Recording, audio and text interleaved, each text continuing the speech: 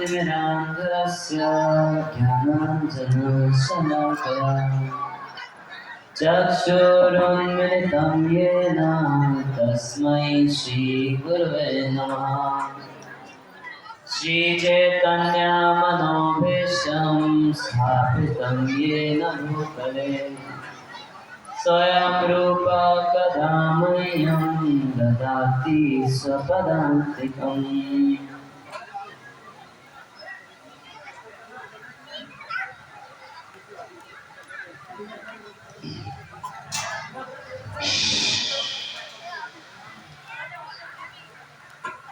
शांति गिलास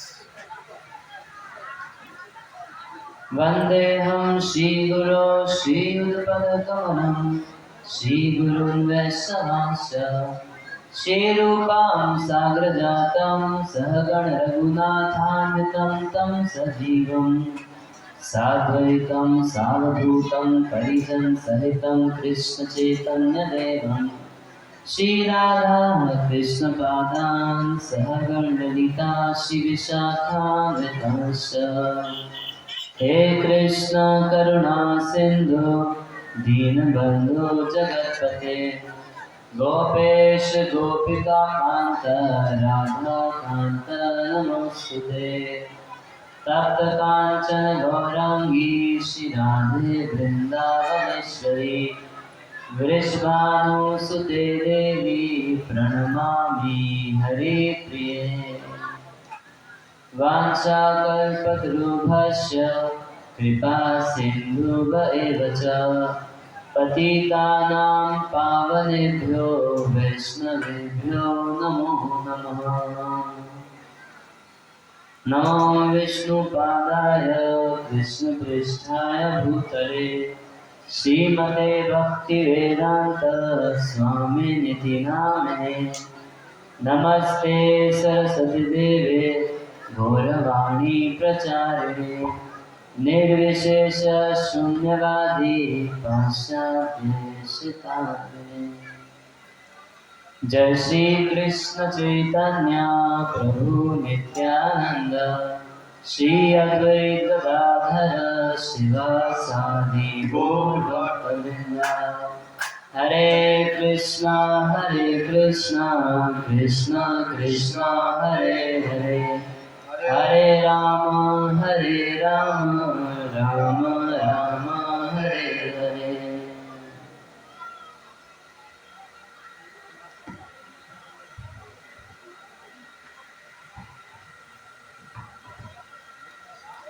ओम नमो भगवते वासुदेवाय। सब लोग बोलिए ओम नमो भगवते वासुदेवाय। ओम नमो भगवते वासुदेवाय। ओम नमो भगवते वासुदेवाय। ओम नमो भगवते वासुदेवाय। ग्रंथराज श्रीमद्भागवतम अध्याय स्कंदार्थ अध्याय 3 श्लोक संख्या 6 से। न यस्य देवा ऋषय पदं विदु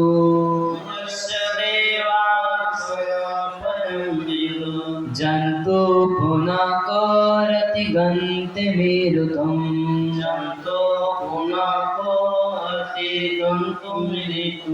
यथा नटस्याकृतिभिविचेष्टितो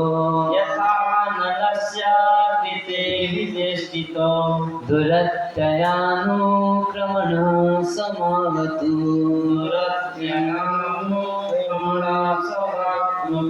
हृद्रेक्षवो यस्य पदं सुमङ्गलम्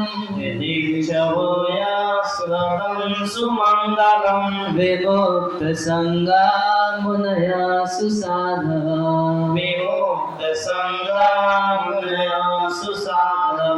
चरन्त्यलोकभृतमावृणं वने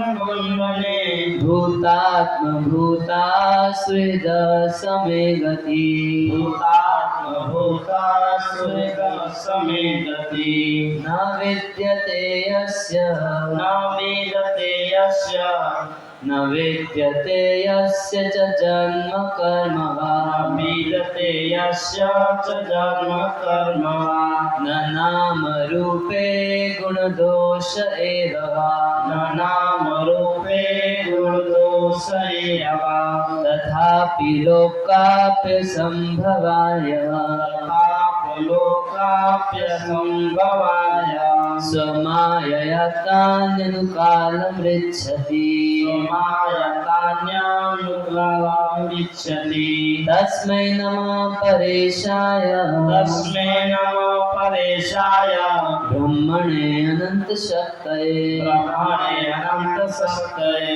अरूपाय रुरूपाय अरूपाय रूपाय नमः आश्चर्यकर्मणे नमस्कार्यकर्मणे नमः आत्मप्रदीपाय नमः आत्मप्रदीपाय साक्षिणे परमात्मने साक्षिणे परमात्मने नमो गिरां विदुराय नमो गिरां विदुराय मनश्चेतसामपि मनश्चेतसामपि सत्त्वेन प्रतिलभ्याय सत्त्वेन प्रतिलभ्याय निष्कर्मेण विपश्चिता निष्कर्मेण विपश्चिता नमः कैवल्यनाथाय नमः कैवल्यनाथाय निर्वाण सुख संविदे निर्वाण सुख संविदे नमः शान्ताय घोराय नमः शान्ताय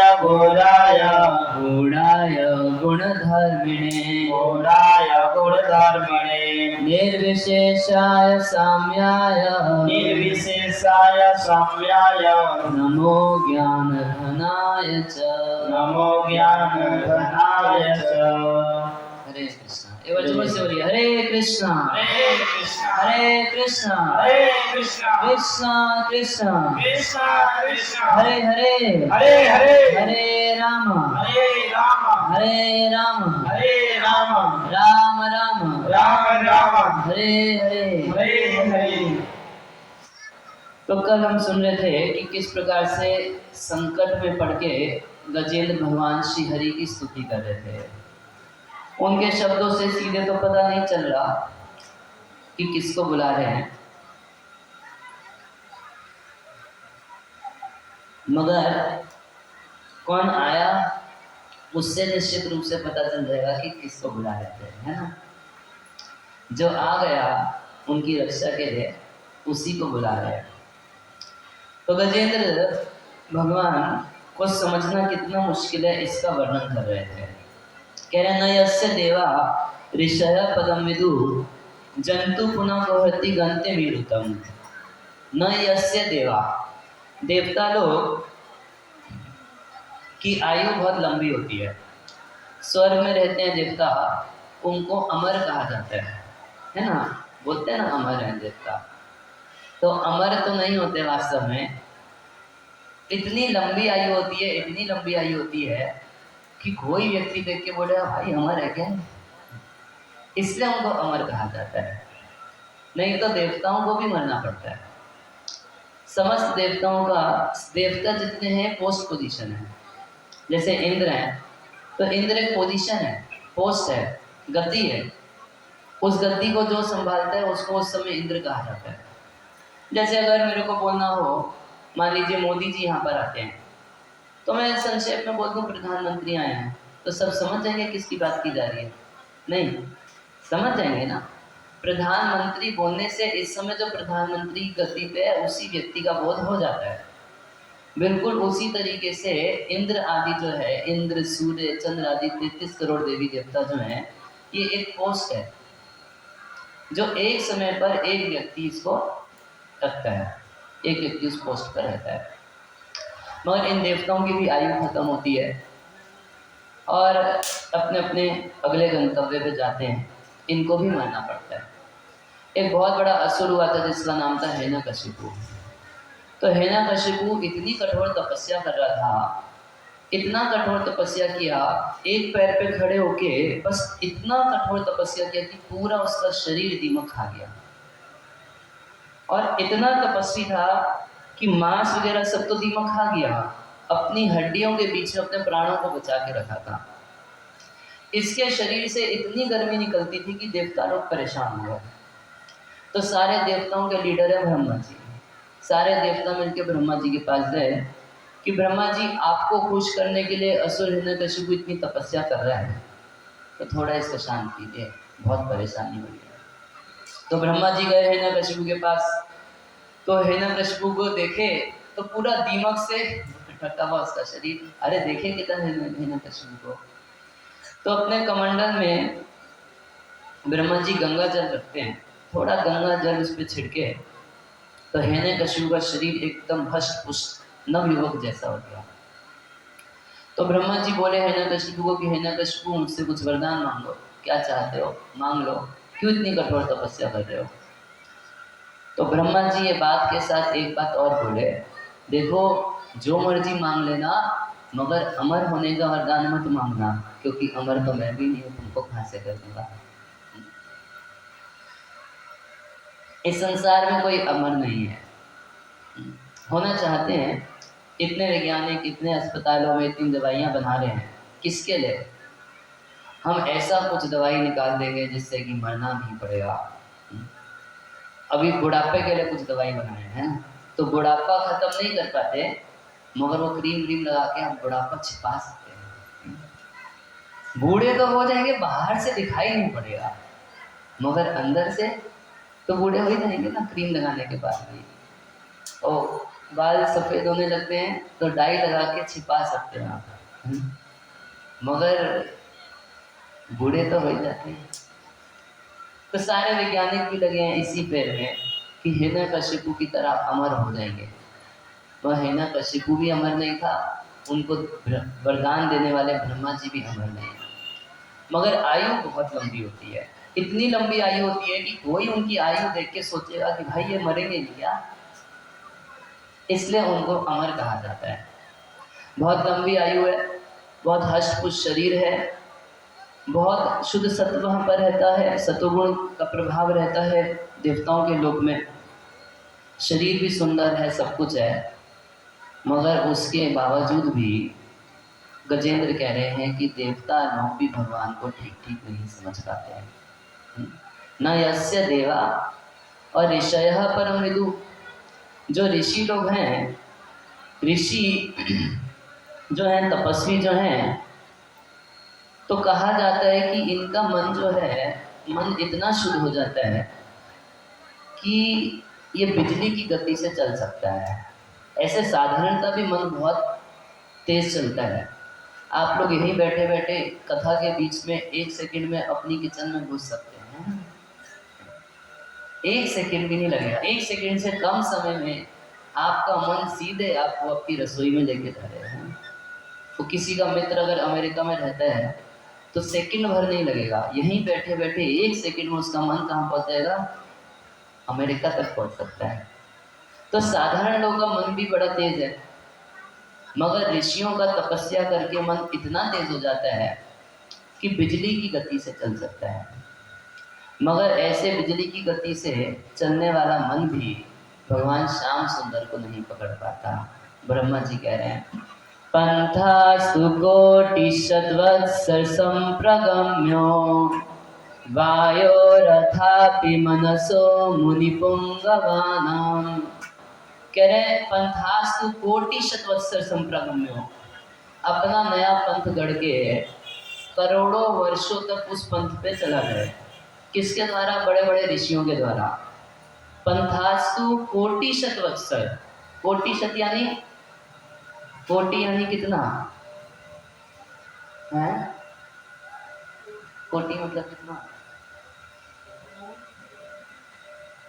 करोड़। और शत मतलब? शत मतलब 100।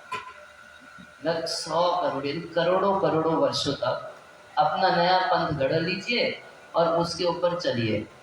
कह रहे मुनि पुंगवानाम, मुनियों का मन जो बिजली की गति से बहुत तेज गति से चल सकता है।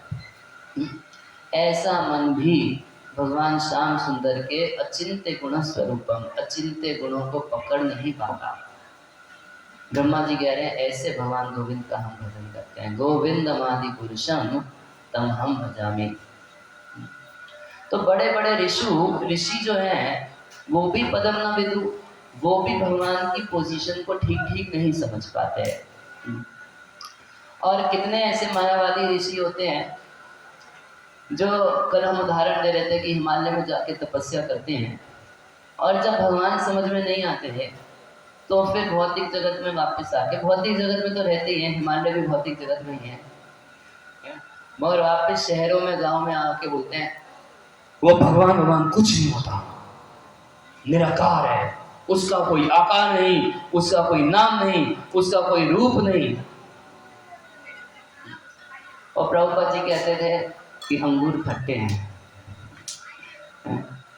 कोई व्यक्ति अंगूर का पेड़ देखा, खूब कोशिश किया कि मुंह में अंगूर आ जाए, पता नहीं थोड़ा ऊंचे होते हैं अंगूर, तो ऊंचे हैं, नहीं हाथ लगा, तो जब बहुत देर हो जाएगी तो उसके बाद क्या बोलता है, अंगूर खट्टे हैं, मेरे को चाहिए ही नहीं थे। अंगूर किसी काम के ही नहीं है। तो बहुत सालों तक ऐसी सूखी तपस्या करके जब भगवान का अनुभव नहीं होता तो ऐसे बहुत सारे लोग निराश हो जाते हैं और निराश होकर बोलते हैं उसका कोई रूप नहीं है, उसका कोई गुण नहीं है, उसका कोई आकार नहीं है, अरे अलख निरंजन। मतलब क्या, अंगूर खाते हैं, हमें चाहिए ही नहीं थे।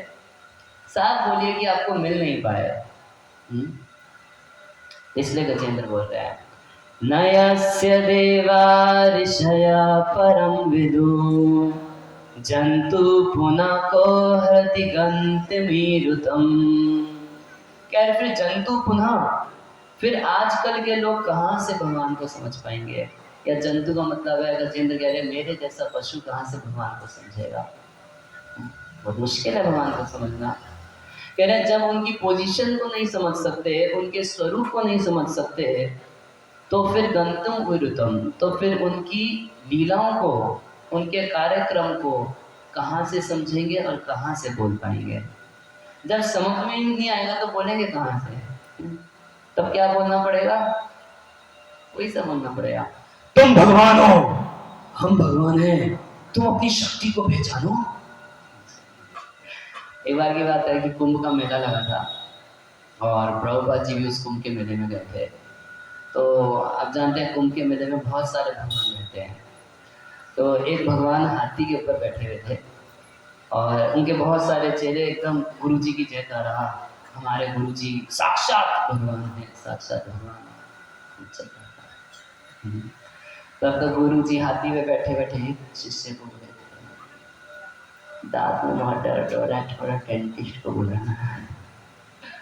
तो सोचिए आजकल ऐसे ऐसे भगवान हो गए। तो भगवान जी को दांत में दर्द हो रहा है, उनको फिर हॉस्पिटल लेके गया है।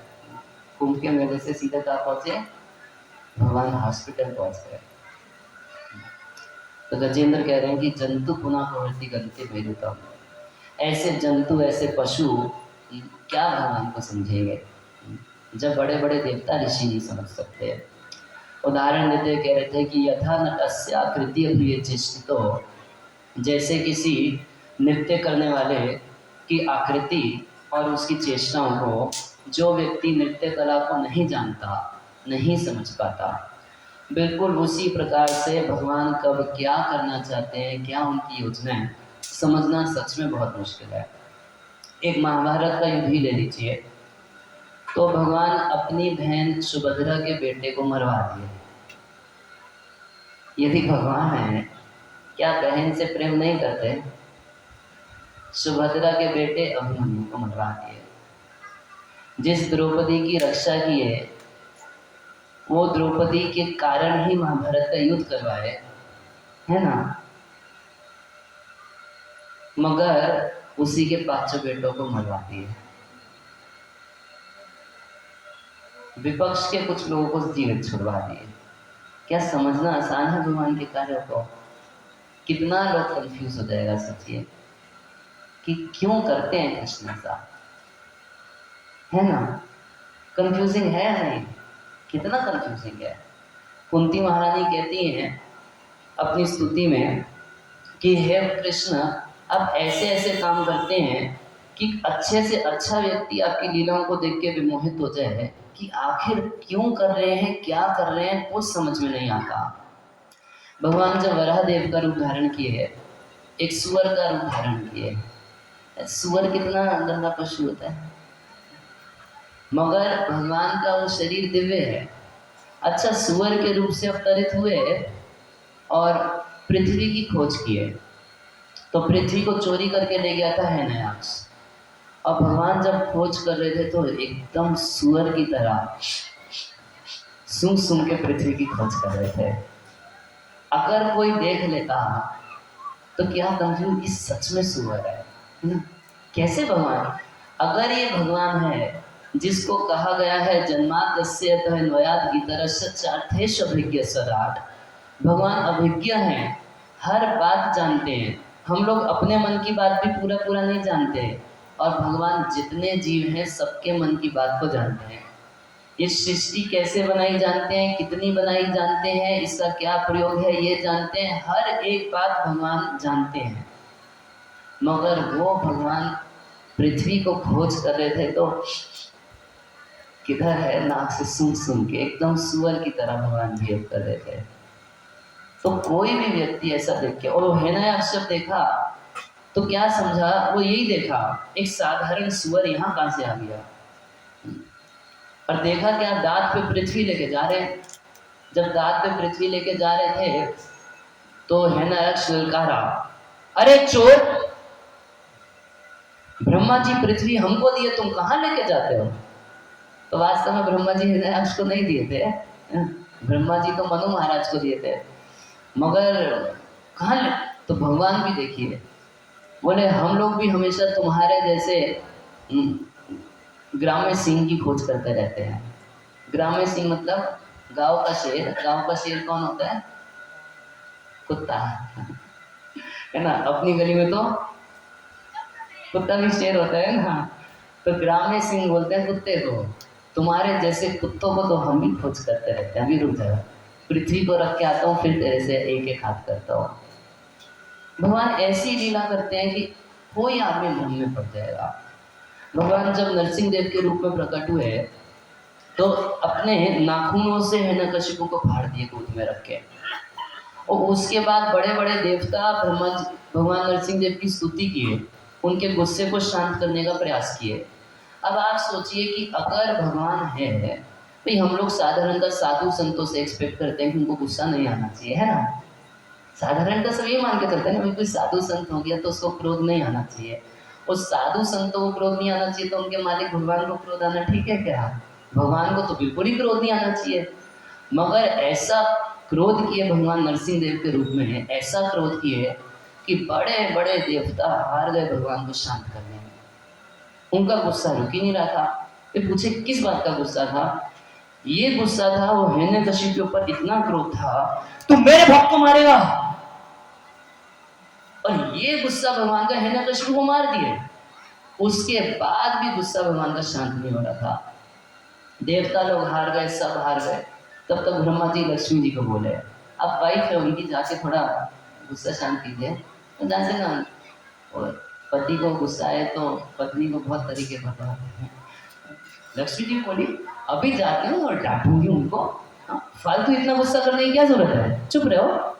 ऐसे होती है माता जी को, चुप रहिए आप, कब से बड़बड़ बड़बड़ बोले जा रहे हैं। तो ऐसे लक्ष्मी जी की सोचिए, जाती हूँ अभी एक बार में शांत कर दूंगी।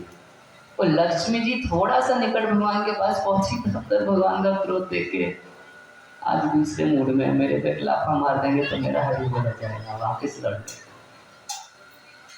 कितने देवता लक्ष्मी सब हार गए, भगवान के गुस्से को शांत नहीं कर पाए। तब तक प्रहलाद महाराज को ब्रह्मा जी भेजे, बोले प्रहलाद तुम्हारे चलते भगवान आज इतना गुस्से में है, तुम जाके इनके क्रोध को शांत करो। और जानते हैं जैसे ही प्रहलाद महाराज भगवान के निकट पहुंचे उसी समय उनके पहुंचते ही जैसे ही भगवान की नजर पड़ी प्रहलाद महाराज पे, गुस्सा पूरा शांत। और जैसे कोई साधारण सिंह अपने पुत्र को, अपने बच्चे को कैसे प्यार करता है, अब देखिए नहीं देखे, एक पशु अपने बच्चों को कैसे प्यार करता है, चाट चाट के, है। तो भगवान नरसिंह देव प्रहलाद महाराज को चाट चाट के प्रेम कर देता है। सोचिए, कोई व्यक्ति देख के बोले अरे साधारण पशु है क्या, चाट चाट के, प्रहलाद महाराज को चाट चाट के प्रेम करते हैं। तो कुंती महारानी कह रही हैं कि ऐसा ऐसा आप काम करते हैं कि कोई भी व्यक्ति अत्यंत विडंबना हो, ऐसी विडंबना में पड़ जाएगा कि समझ ही नहीं पाता। सब लोग जानते हैं कि भगवान कृष्ण अपनी लीलाओं को कैसे समेटे हैं। एक जना उनके पैर में बाण मारा है, मगर क्या भागवत पढ़ के देखिए, भगवान अपना शरीर छोड़े, शरीर नहीं छोड़े। फिर मगर असुरों को भ्रमित करने के लिए भगवान ऐसी लीला करते हैं कि अब पैर में पड़े रहो। अब वो जीवन भर बोलते रहेंगे बाण मारा था, क्या तुम्हारा कृष्ण भगवान, क्या भगवान होता। अरे आगे की लीला भी तो देखो, वो शरीर नहीं छोड़े। बोलते हैं राम जी नदी में जाकर डूब के मर गए, ऐसे बोलते हैं भगवान भी जानबूझ के ऐसा करते हैं। मगर आप भागवत पढ़िए, रामायण पढ़िए, स्पष्ट रूप से वर्णन है कि अयोध्या के जितने लोग थे, यहाँ तक वहाँ के पशु पक्षियों को भी भगवान अपने धाम साकेत धाम लेके चले गए अपने साथ। तो क्या भगवान मरते हैं? नहीं, मगर लीला ऐसी करेंगे कि कोई आदमी कंफ्यूज कर दे। कुंती महारानी कह रही है अत्यंत विडंबना, जानबूझ के ऐसा काम करते हैं। क्यों? क्योंकि असुर लोग भगवान की सत्ता को खत्म करना चाहते हैं। वो चाहते हैं बस संसार में ये प्रूव करना कि कोई भगवान नहीं है। तो भगवान कृपा करके उनको भी चांस देते हैं कि लो एक तो लीला ऐसी करूंगा कि तुम अपनी भी कुछ बकवास कर देना। ये भगवान का काम करने का तरीका है। इतना ज्यादा कुंती महारानी के लिए विडंबनम के लिए गोप्या ददे त्वयि कृता गसिदाम तावद याते दशाशु कलिलांजन संभ्रमाक्षम। करिए एक बार की बात है कृष्ण कि उस दिन जब गोप्या ददे त्वयि कृता गसी दाम तावद, जब तुम्हारे द्वारा अपराध किया गया था, भगवान भी अपराध करते हैं क्या? तो एक बार की बात है, क्या हुआ कि यशोदा माता दही मथ रही थी और भगवान श्री कृष्ण सो रहे थे और भोर का समय था। अचानक भगवान की नजर खुली, आँख खुली, नींद टूटी, तो इधर उधर बिस्तर पे देखिए कहीं यशोदा दिखाई नहीं पड़ रही। तो बोले किधर चली गई? तो जाके देखे तो यशोदा मैया वहाँ पर दही मथ रही थी। तो जाके उसकी जिस रॉड से मथ रही थी वो रॉड को पकड़ लिए, उसको मथने से मथनी को पकड़ के मथने से यशोदा को रोक लिए और उसके बाद उसके स्तनों का दूध पीने लगे। अब इधर क्या हुआ, यशोदा मैया कुछ चूल्हे पर दूध रखी थी दूध उठने के लिए, और यहाँ कृष्ण दूध पी रहे थे और वहाँ वो जो दूध था वो सारा उफन के आग में पड़ रहा था। तो यशोदा माता मन में विचार की कि सारा दूध खत्म हो जाएगा तो कल मैं क्या माखन निकालूंगी, कन्हैया कल क्या खाएगा, आज का तो काम हो जाएगा, कल क्या खाएगा। तो उस दूध को बचाने के लिए चली गई और इधर कृष्ण को वहीं जमीन पर रख के जब यशोदा चली गई तो भगवान को बड़ा गुस्सा, बोले मैं वैकुंठ छोड़ के आया तेरा दूध पीने के लिए, तुम मुझको छोड़ के चली गई वो दूध बचाने के लिए।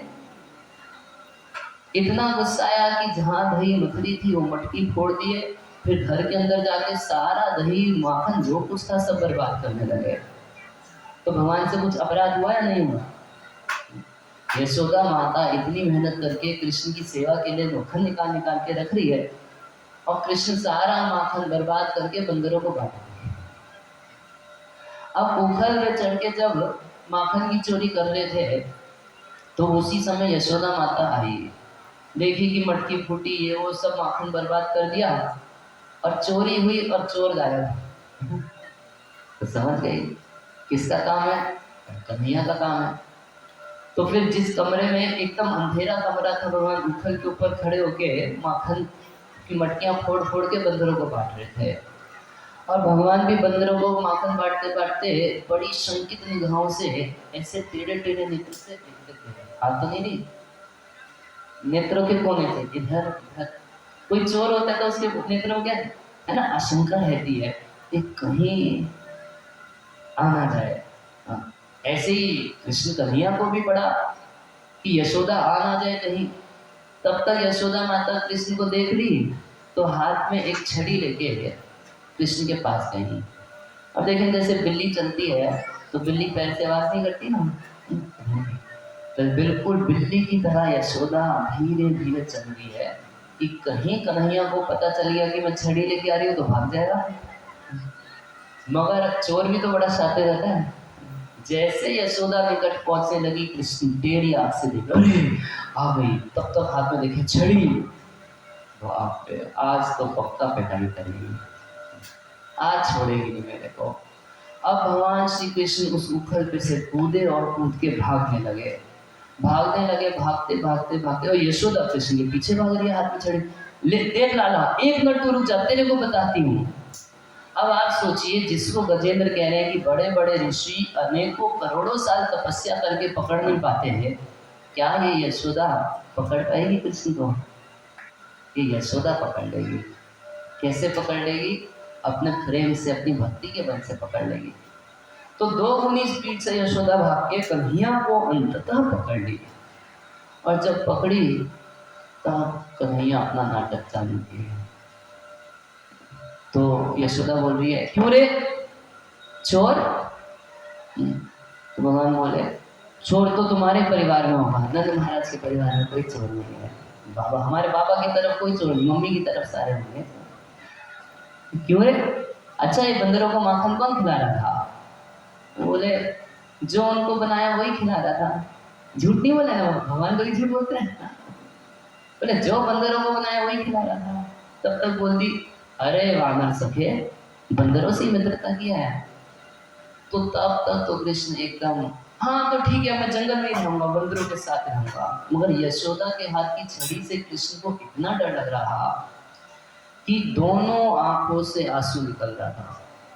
और आंखों में जो काजल लगाई थी, अंजन लगाई थी यशोदा माता, वो बह बह के कन्हैया के गालों पर पूरा आ रहा था। तो जब कन्हैया के गालों पे आंसू आ रहा था, तो जानते हैं आंसू व्यक्ति आता है तो क्या करते हैं, थोड़ा सा है ना, रोता भी रहता है और पूछता भी रहता है। मगर प्राय सब लोग एक हाथ से पूछते हैं, मगर भगवान क्या कर रहे थे? भगवान दोनों हाथ से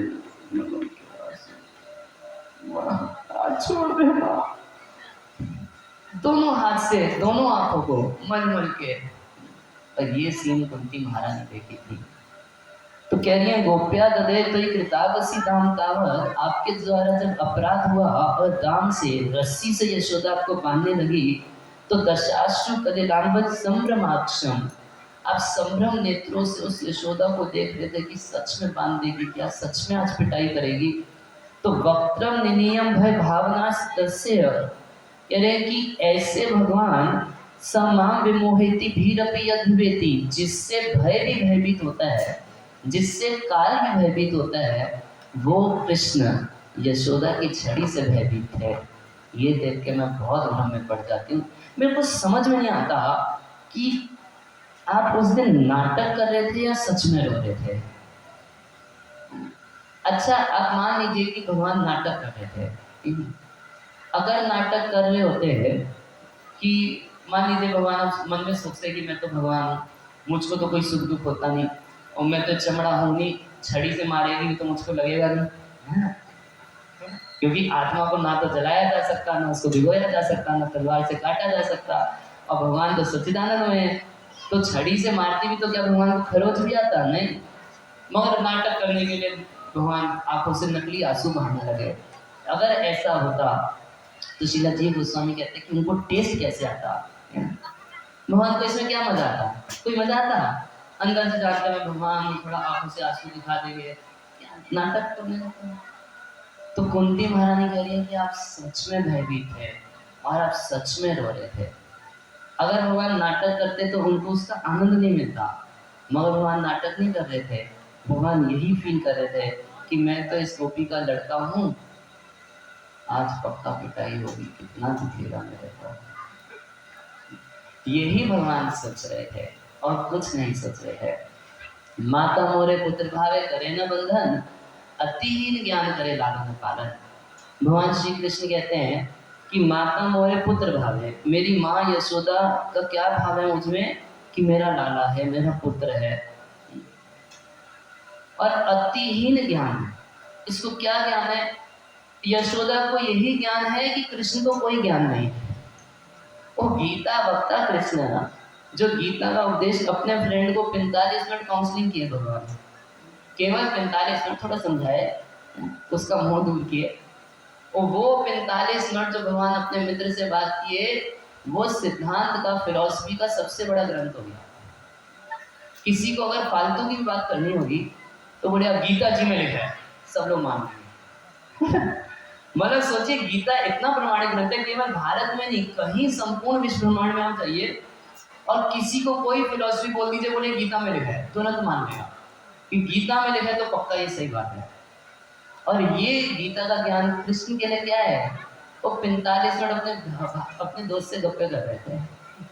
वो बेचारा रो रहा था, युद्ध नहीं करूंगा, युद्ध नहीं करूंगा। भगवान उसको समझा रहे थे युद्ध करना जरूरी है बस।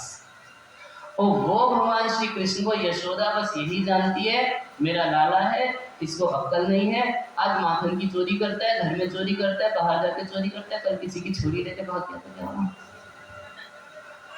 तो छड़ी से इसको डराऊंगी, रस्सी से बांधूंगी, इसको सुधार के रखूंगी। तो माता मोरे पुत्र भावे करे न बंधन, अतिहीन ज्ञान करे लालन पालन। उनको अतिहीन ही ज्ञान है कि कृष्ण को बिल्कुल एक नंबर का बेवकूफ लड़का पैदा हो गया मेरे को। तो कभी यशोदा कान खींचती थी, कभी रस्सी से बांधती थी। और कृष्ण का भी यही भाव था कि ये मेरी माँ है, मुझको तो कोई अक्ल नहीं है। क्या सच में उनको अक्ल नहीं है? नहीं, अक्ल पूरी है भगवान को। चाहे छोटे से बच्चे क्यों ना हो, 6 दिन के थे कृष्ण, तब पूतना का वध कर दिए, पूतना राक्षसी ही मार दिए। और 3 महीने के थे तब तृणाव्रत का वध किए थे। 1 साल के थे शट्टासुर का वध किए थे। इतने सारे असुर आते थे, क्या भगवान को नहीं पता होता कि किसको कैसे मारना है? और एक दिन भगवान माटी खा लिए। माटी तो बहुत बार खाया करते थे, एक दिन बहुत कंप्लेंट हो गया कृष्ण का कि माटी खाया, माटी खाया, माटी खाया। तो यशोदा माता बुलाई कन्हैया को, अरे कन्हैया तू माटी खाया? माटी तो थी मुंह में। क्या आता था? तुम्हारे सारे सखा बोलते कि तू माटी खाया। इशारा की कोई दम नहीं की बात, क्या दम नहीं? तुम्हारा भाई बलराम भी झूठ बोलता है क्या? तब तक भगवान मुंह से थोड़ा माटी साफ करके, माँ क्या बताऊं, ना हम भक्षिता अम्बा, हे अम्बा। माँ जानबूझ के संबोधित कर रहे थे कि माँ बोलूंगा तो ममता में सब बात भूल जाएगी। ना अहम भक्षिता, मैं माटी नहीं खाया, सर्वम, सब लोग खाए। और भगवान तब भी झूठ नहीं बोल रहे। उनके उधर के अंदर संपूर्ण ब्रह्मांड है, तो जब मिट्टी खाए तो सब मिट्टी खाए या नहीं खाए? सब मिट्टी खाए। बोले अच्छे बलराम, बोले सब के सब झूठ बोल रहे, मेरी भगत है। अगर विश्वास नहीं भैया तो मेरे मुंह खोल के देख लीजिए। तो सोचे थे भगवान पर टेंट्रम फेंकेंगे तो शायद यशोदा बोलेंगे अच्छा भी सच्ची बोलता होगा, तब तो इतना कॉन्फिडेंस से बोल रहा है कि मुंह खोल के देख लीजिए। तो यशोदा भी तो ठीक है दिखाओ। अब फंस गए, दिखा रहे, पूरा मुंह साफ किया अच्छे से, और उसके बाद जैसे ही मुंह खोल के दिखाया, उस मुख के अंदर पूरा ब्रह्मांड भगवान ने दिखा दिया, नदी पहाड़ झरने ये वो।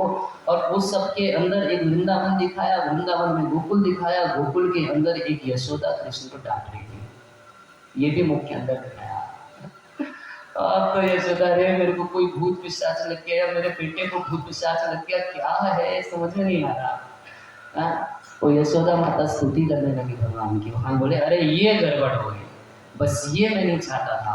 अब ये भी संसार के लोगों की तरफ नारियल फोड़ना चालू करेगी, जय जगदीश हरे सुख संपत्ति घर आवे, कष्ट मिटे तन का सारा, सुख संपत्ति मेरे घर में आ जाए, सारी दुख बीमारी दूसरे के घर में चली जाए। बस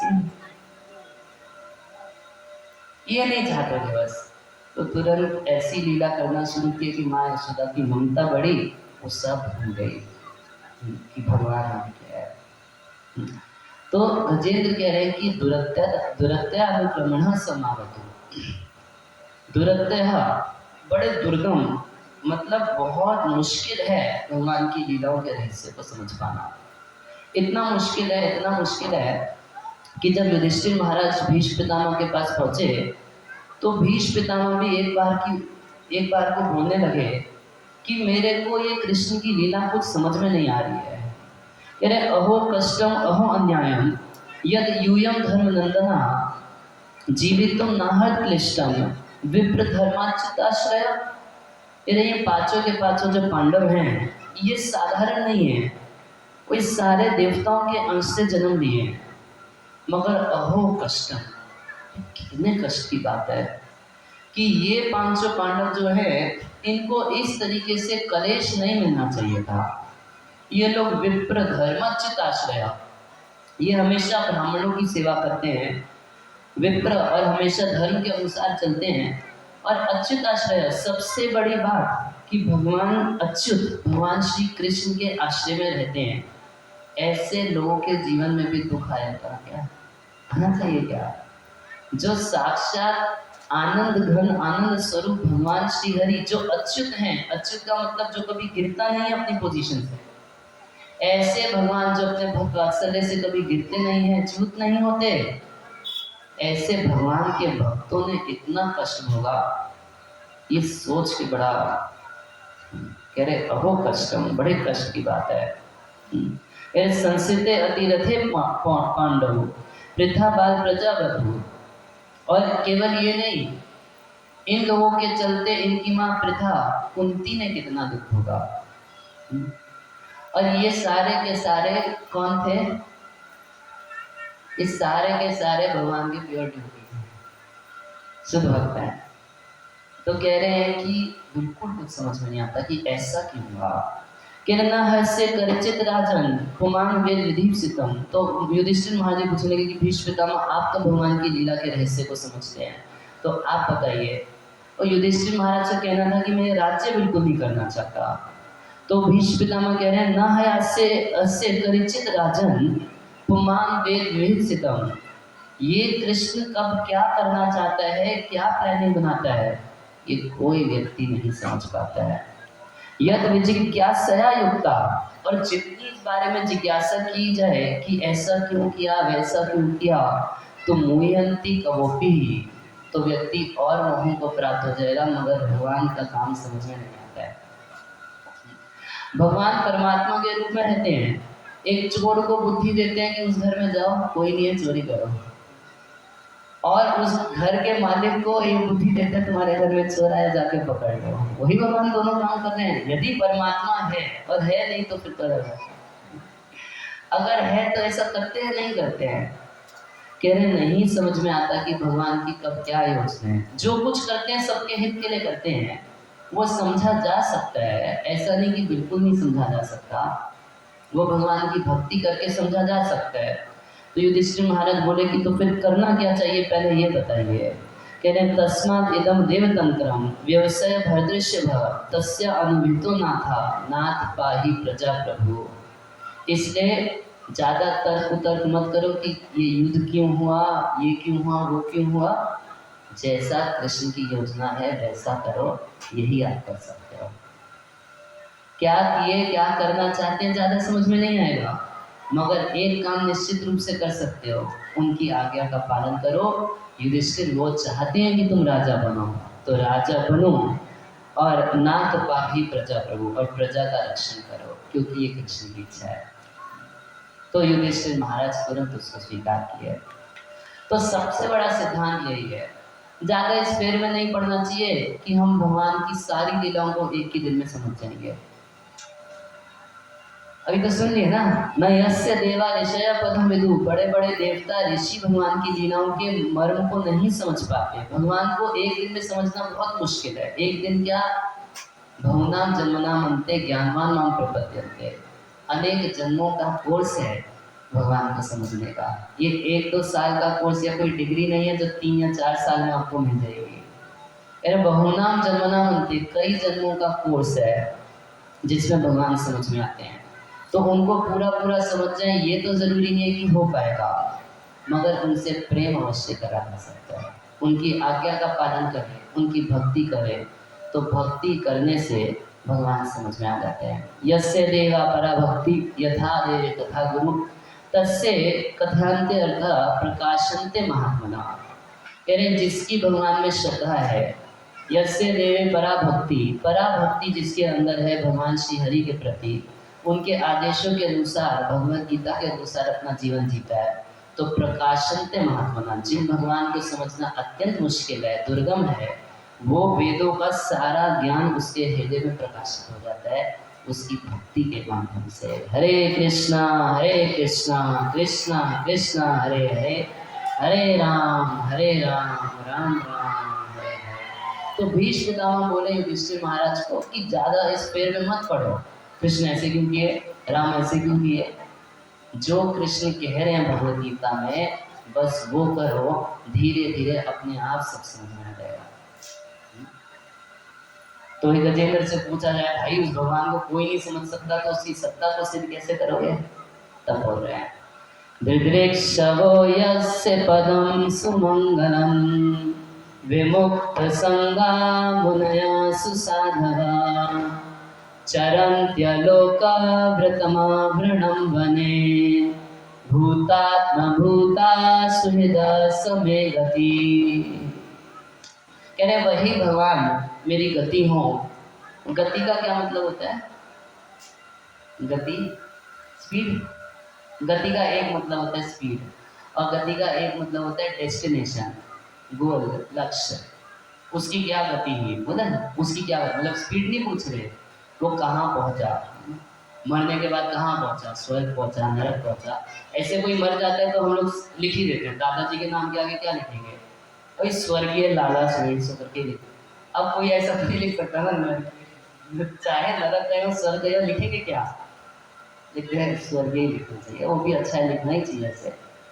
मगर गति अगर पूछी जाए उसकी क्या गति हुई, मतलब किस डेस्टिनेशन पर पहुंचा, कहाँ पर पहुंचा। तो गजेंद्र कह रहे हैं कि वो भगवान समय गति, वही भगवान मेरी गति हो। कौन भगवान? जिनको प्राप्त करने का साधन बता रहे हैं और साधक की योग्यता बता रहे हैं। हमें कैसा बनना पड़ेगा भगवान को समझने के लिए।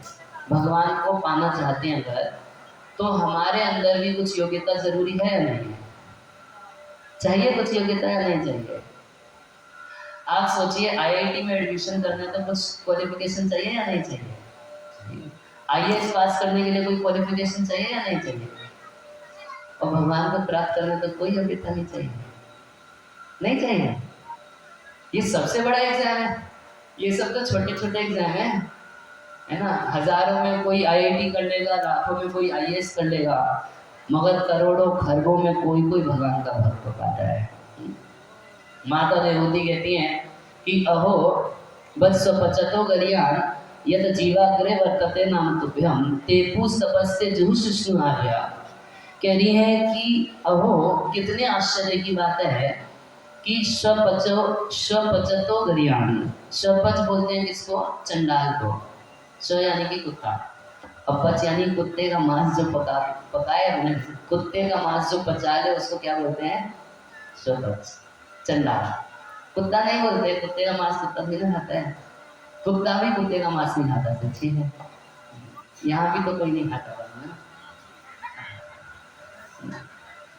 मगर यदि खाते भी हैं तो देवहूति माता कह रही है अहो कितने आश्चर्य की बात है, स्वपचतो गरियान, जो स्वपच है कुत्ते का मांस खा के हजम करने वाला है, गरियान वो भी बड़ा हो जाता है, वो इस संसार के सभी लोगों से श्रेष्ठ हो जाता है। कैसे? कह रहे यत जीवा अग्रे वर्तते नाम तुभ्यम, जिसकी जीवा के अग्रभाग पे हे कृष्ण आपका नाम आ जाता है, वो चंडाल कुल में भी जन्म लिया हो, वो चंडाल हो, कुत्ते का मांस खा के हजम करने वाला हो, वो सबसे श्रेष्ठ व्यक्ति बन जाता है। करिए तेपु तपस्या जुहुषुष्णु आर्या, उस व्यक्ति ने सारी तपस्याएं कर ली। जो आज भगवान के नाम का जप कर रहे हैं उसने अपने पूर्व जन्मों में सारी तपस्या कर ली, सारे वेदों का अध्ययन कर लिया, सारी तीर्थ यात्रा कर ली, सारा पूजा पाठ कर लिया, सारा यज्ञ कर लिया, तब आज जाके वो भगवान का नाम ले रहा है, हरे कृष्णा कृष्णा कृष्णा हरे हरे, हरे राम राम राम हरे हरे। श्री विश्वनाथ चक्रवर्ती ठाकुर इस श्लोक पे बड़ा सुंदर टीका लिखते हैं। वो कहते हैं यदि कोई व्यक्ति सुप्रीम कोर्ट का सुप्रीम जज है और जज के पास जाके कोई प्रश्न पूछे, जज साहब आप मैट्रिक पास हैं? जज के पास जाके कोई प्रश्न पूछे क्या आप 10वीं पास हैं? अरे 10वीं क्या, वो 10वीं पास है, 12वीं पास है, लॉ की पढ़ाई किया, सब कुछ किया, तब जाके आज सुप्रीम कोर्ट का सुप्रीम जज बना। बिल्कुल उस तरीके से कोई भगवान के भक्त के पास जाके पूछे कि क्या आपने कोई यज्ञ किया, तप किया, वेद पढ़ा, ये किया, वो किया, ये क्वेश्चन ही गलत है। जैसे आप जज से नहीं पूछ सकते कि आप 10वीं पास हैं या नहीं है, वो निश्चित रूप से सब कुछ पास है तब जाके आज जज बने।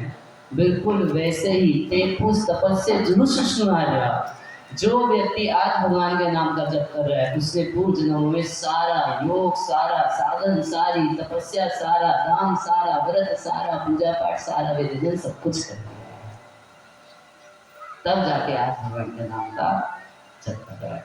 तो कितनी बड़ी क्वालिफिकेशन मिलता है, हजारों में IIT, करोड़ लाखों में IAS और करोड़ों खरबों में कोई व्यक्ति भगवान को समर्पण करता है। कैसे श्लोक है?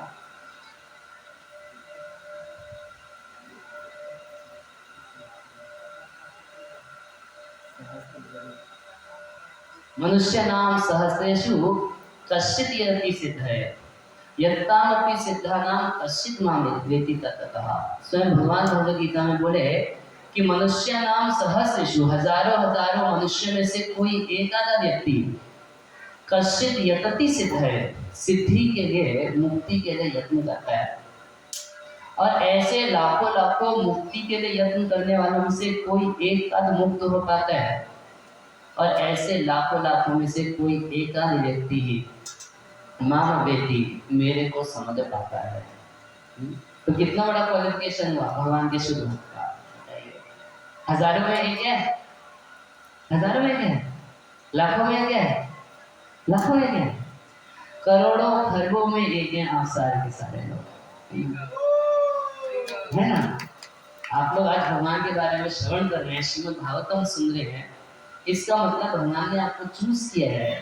करोड़ों करोड़ों में से आप लोगों का सिलेक्शन हुआ भगवान को समझने के लिए। तो कुछ योग्यता चाहिए। तो एक साधक को, भगवान को समझने वाले को क्या योग्यता चाहिए, उसको गजेंद्र कह रहे हैं। दिदृक्षवो यस्य पदम सुमंगलम। तो कैसे भगवान के पदम तो कह रहे हैं सुमंगलम, सबसे ज्यादा मंगलकारी भगवान के जो चरण हैं उनको देखने की लालसा उस व्यक्ति में होती है जो विमुक्त संगा मुनया सुसाधवा। जो विमुक्त संग है, विमुक्त संग की कल हम व्याख्या कर रहे थे, मतलब कि जो मुक्त हैं उनके संग में रहता है, विमुक्त संगा।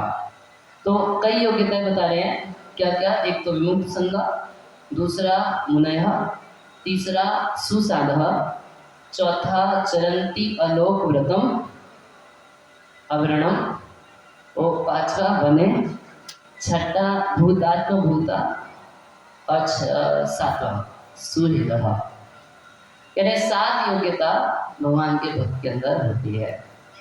तो सबसे पहले हम 7 के ऊपर थोड़ा थोड़ा संक्षेप में चर्चा करेंगे। तो कह रहे विमुक्त संग। सबसे पहली बात यह है कि वो मुक्त संग होना चाहिए। मुक्त संग मतलब, संग का देखिए 2 मतलब होता है। संग का एक मतलब होता है आसक्ति, और संग का एक मतलब होता है संग, साथ में रहना, साथ में खाना। जो साथ में खाए उसको क्या बोलते हैं? सखा, साथ में खाने वाला। नहीं, जो सुख दुख में साथ रहता है उसको सखा बोलते हैं ना। और friend in need is a friend in need, अंग्रेजी में से कहा जाता है। तो संग करना, तो संग कैसे लगता है? जैसे मान लीजिए मैं ट्रेन से जा रहा हूँ, तो ट्रेन से जाता हूँ तो कितने लोगों का संग किया? हजारों लोगों का संग किया? नहीं, उसको संग नहीं बोलते। वो हजारों लोग के साथ में बैठा था, मगर उनमें से किसी की भी आदत मेरे अंदर है क्या? मैं जाता हूँ सब्जी मंडी में सब्जी खरीदने, तो सब्जी मंडी में जो भी व्यक्ति सब्जी बेच रहा है वो जो कुछ करता है, क्या वो भी मैं करना शुरू कर देता हूँ? नहीं करता। वो संग नहीं गिराता। जब हम आसक्ति पूर्वक, चाह पूर्वक किसी का संग करते हैं, किसी से मिलते हैं, जुलते हैं, उससे संबंध बनाते हैं, तो उसकी आदतें हमें प्रभावित करने लगती हैं। तो कल हम बता रहे थे कि अगर आपको फर्स्ट क्लास सिगरेट पीने वाला बनना है, तो आपको कौन व्यक्ति ढूंढना पड़ेगा? जो प्रतिदिन नियम पूर्वक सिगरेट पीता है ना, जिसका फेवरेट हो, सिगरेट फेवरेट हो, है ना। अगर उस व्यक्ति के साथ रोज उठना बैठना शुरू कर दिए, तो अब आप क्या करने वाले हो? आप भी धीरे धीरे वो ही हो जाओगे। जैसा संग वैसा रंग, वैसा रंग चढ़ने लगता है। तो भक्त की सबसे बड़ी पहचान क्या है? कि वो विमुक्त संग रहता है। उसको अच्छा लगता है भक्तों के संग में। क्यों? भक्तों के संग में ही तो भगवान की कथा होती है। कपिल भगवान कहते हैं सताम प्रसंगम वीर्य संविदो भवंती हित कर्ण रसायन कथा।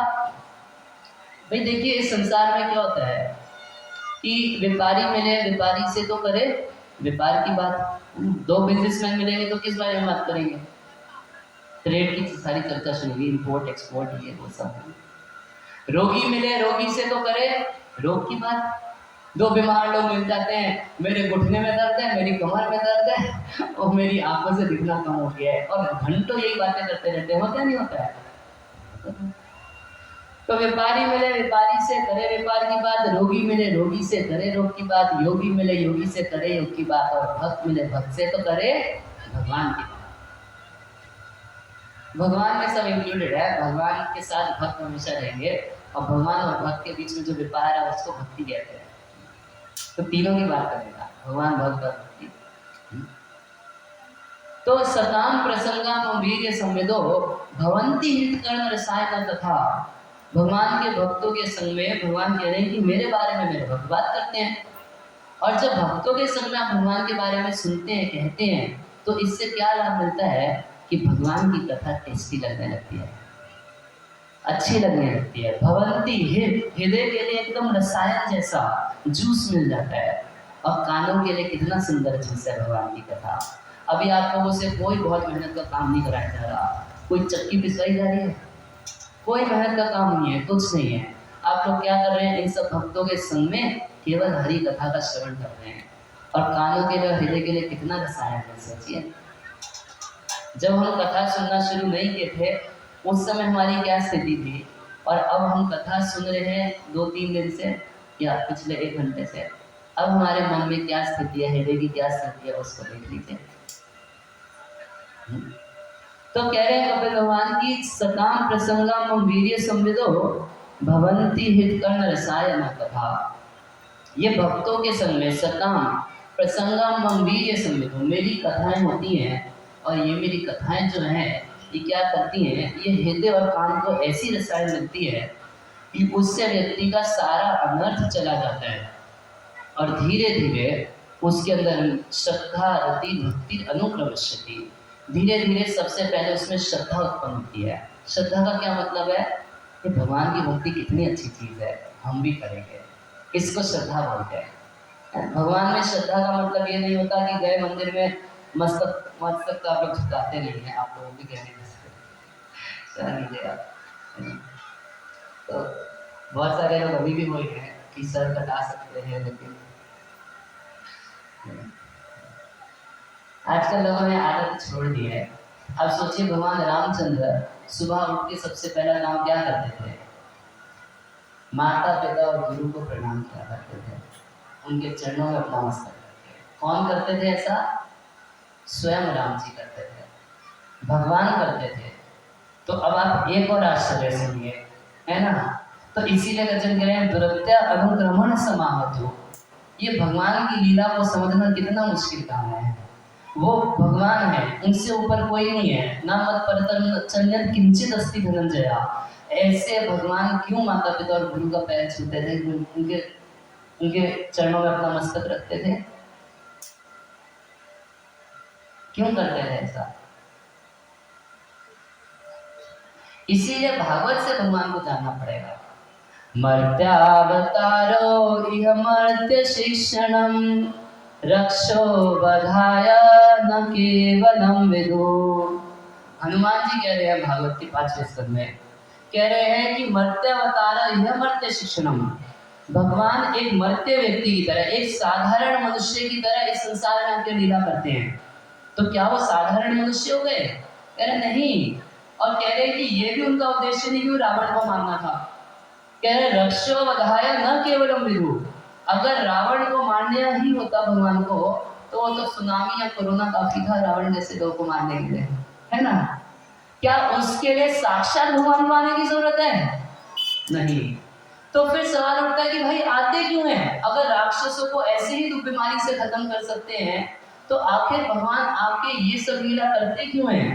तो हनुमान जी कह रहे हैं मर्त्यावतार इह मर्त्य शिक्षणम, भगवान एक साधारण मनुष्य जैसी लीला करते हैं मनुष्यों को शिक्षा देने के लिए कि कैसे जीवन जीना है। ये सब शिक्षा देने के लिए भगवान ये सब लीलाएं करते हैं। तो भवंती हित कर रसायन तथा और जब यद जोशना अपवर्ग वर्तमनी, और भगवान की लीला कथा सुनने से आपकी जितनी बुरी आदतें हैं, जितने आपके अनर्थ हैं, वो सारे खत्म हो जाते हैं। कैसे? वो भक्तों के संग से। अब सोचिए, मान लीजिए कि मैं सिगरेट फूकता हूँ और व्यास शासन बोलता सिगरेट नहीं पीना चाहिए, क्या इस बात का क्या प्रभाव पड़ेगा? प्रभाव पड़ेगा मेरी बात का? एक बार की बात है कि एक पंडित जी थे, तो कथा कहा करते थे और फेवरेट था इनका, प्याज लहसुन बड़ा फेवरेट था। तो एक दिन कथा वाच रहे थे, कथा बोल रहे थे। कथा में इनकी पत्नी कभी कथा में आके बैठती नहीं थी, मगर एक दिन उसको मन किया कि यार अपने ही गांव में कथा कर रहे हैं हमारे प्रभु जी, जाके कथा सुन लेते। तो ऐसे पत्नियां नहीं सुनती हैं। पति अगर कथा कहता हो कितना अच्छा भक्त हो, पत्नी उसके हरे घर का काम तो ठीक से करता नहीं, तो बाबा जी बनने की पड़ गए। और एक दिन उसको मन किया कि चलो सुन लेते हैं क्या सुनाते हैं। तो पंडित जी कथा में वर्णन कर देते हैं कि प्याज लहसुन तमोगुणी होता है, किसी को अपने घर में प्याज लहसुन नहीं खाना चाहिए, प्याज लहसुन खाने से बड़ा पाप लगता है। तो ये सब कथा में बोले। अब जब घर पे पहुंचे तो इनकी पत्नी सोची, अरे मैं तो जीवन ऐसे ही गुजार दी, मैं कभी अपने प्रभु जी की कथा सुनी नहीं। कथा सुनती तो पता चलता कि प्याज लहसुन तो तमोगुण होता है, ये तो असुर की मांसपेशी हड्डियों से बना है, इससे बड़ा पाप लगता है खाने से। आज से हम बनाएंगे नहीं प्याज लहसुन। तो रसोई तैयार की, खूब बढ़िया। अब जानते हैं बिना प्याज लहसुन के प्रसाद इतना सुंदर बनता है, आप लोग 1 महीना खा के देखिए। कुछ बनाइए बिना प्याज लहसुन का, भगवान को भोग डाल के खाइए, आपको इतना अच्छा लगेगा, इतना अच्छा लगेगा कि जीवन भर प्याज लहसुन को भूलेंगे। अभी 9 दिन तो आप लोग शायद नहीं खाएंगे, है ना? 9 दिन के लिए आप लोग, मतलब इसका मतलब जानते हैं कि गड़बड़ है, नहीं तो क्यों छोड़ते हो 9 दिन? अगर नहीं गड़बड़ है तो 9 दिन क्यों छोड़ते हैं? ये बताओ पहले। इतना तो जानते हैं, अच्छा अच्छा की ध्यान देते हैं। तो वो जो थी बिना प्याज लहसुन की नहीं। देखिए प्याज लहसुन क्या करता है, आपने बहुत बढ़िया गोभी की सब्जी बनाई, आलू टमाटर ये खूब बढ़िया डाला, उसके बाद उसमें डाल दीजिए प्याज, थोड़ा सा लहसुन। तो प्याज लहसुन ऐसे गुंडे हैं, ना आलू का स्वाद आएगा, ना गोभी का स्वाद आएगा, ना टमाटर का, बोले केवल हमारा स्वाद आना चाहिए। ऐसे गुंडे हैं, सोचिए सारा टेस्ट बर्बाद कर देते हैं सब्जी का। नहीं तो क्या बाकी सब्जी में कोई टेस्ट नहीं है? एक ये 2 गुंडे जैसे ही आपके प्रसाद तो होता नहीं, भोग लगता ही नहीं प्याज लहसुन का, आपके भोजन में जैसे ही ये प्रवेश करते हैं, ये गुंडे बाकी सबको शांत करके जी हाँ हमारी चलेगी। अच्छा और बुरा मत मानिएगा, लोग सब ज्यादातर खाते हैं। जो व्यक्ति प्याज लहसुन खाता है फेस टू फेस उससे बात करना मुश्किल हो जाता है। इतना खुशबू आता है उसके मुंह से कि पास में खड़े होकर बात करेगा तो भी थोड़ा सा सोशल डिस्टेंस के लिए वो भी नहीं बोल रहे हैं। दो गज दूरी कहते हैं। अच्छा थोड़ा मास्क लगा लेते और 2 गज दूर खड़े होते तो बड़ा अच्छा लगता, तो प्यार से बात कर लेते हैं। तो खैर मैं बता रहा था कि मान लीजिए, हाँ, तो वो जो माता जी थी आज बिना प्याज लहसुन के सुंदर भोजन बनाई, और जब पंडित जी कथा बोल के आए तो लाओ सौभाग्यवती भोजन लाओ, तो भोजन खाना शुरू किए। बोले क्या किए आज? आप ही तो कथा में बोले थे कि प्याज लहसुन नहीं खाना चाहिए, उससे पाप लगता है। बोले अरे, तो ये चौकी की बात को चौके पे क्यों ले आई? तो हाथी के दांत दिखाने के और खाने के और तब नहीं होगा। अब देखिए प्रभुपाद जी भगवान के शुद्ध भक्त विदेश में गए और वहाँ के लोग सब प्रकार का पाप करने लगते हैं, है ना। और 1960 में उस समय हिप्पी कल्चर प्रसिद्ध हुआ था और सारे के सारे लोगों को केवल एक ही काम था। बड़े बड़े बड़े अमीर घर के लड़के लड़कियां क्या करते थे, सड़क पर नंग धड़ंग रहते थे और उनका काम क्या था, मांस मछली खाते थे और ड्रग्स लेते थे, LSD, मारोजाना, ये जिन ड्रग्स के आप लोग नाम नहीं सुनेंगे, ऐसे ऐसे ड्रग्स वो लोग 24 घंटे लेते थे, सुबह से चालू। सुबह रात तो थी नहीं उनके लिए, उन लोगों का कोई टाइम नहीं था।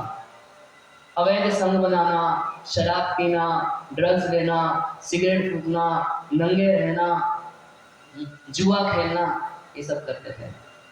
प्रभुपाद जी देखिए पूरे विश्व में सबसे गंदी जगह कहाँ पर है,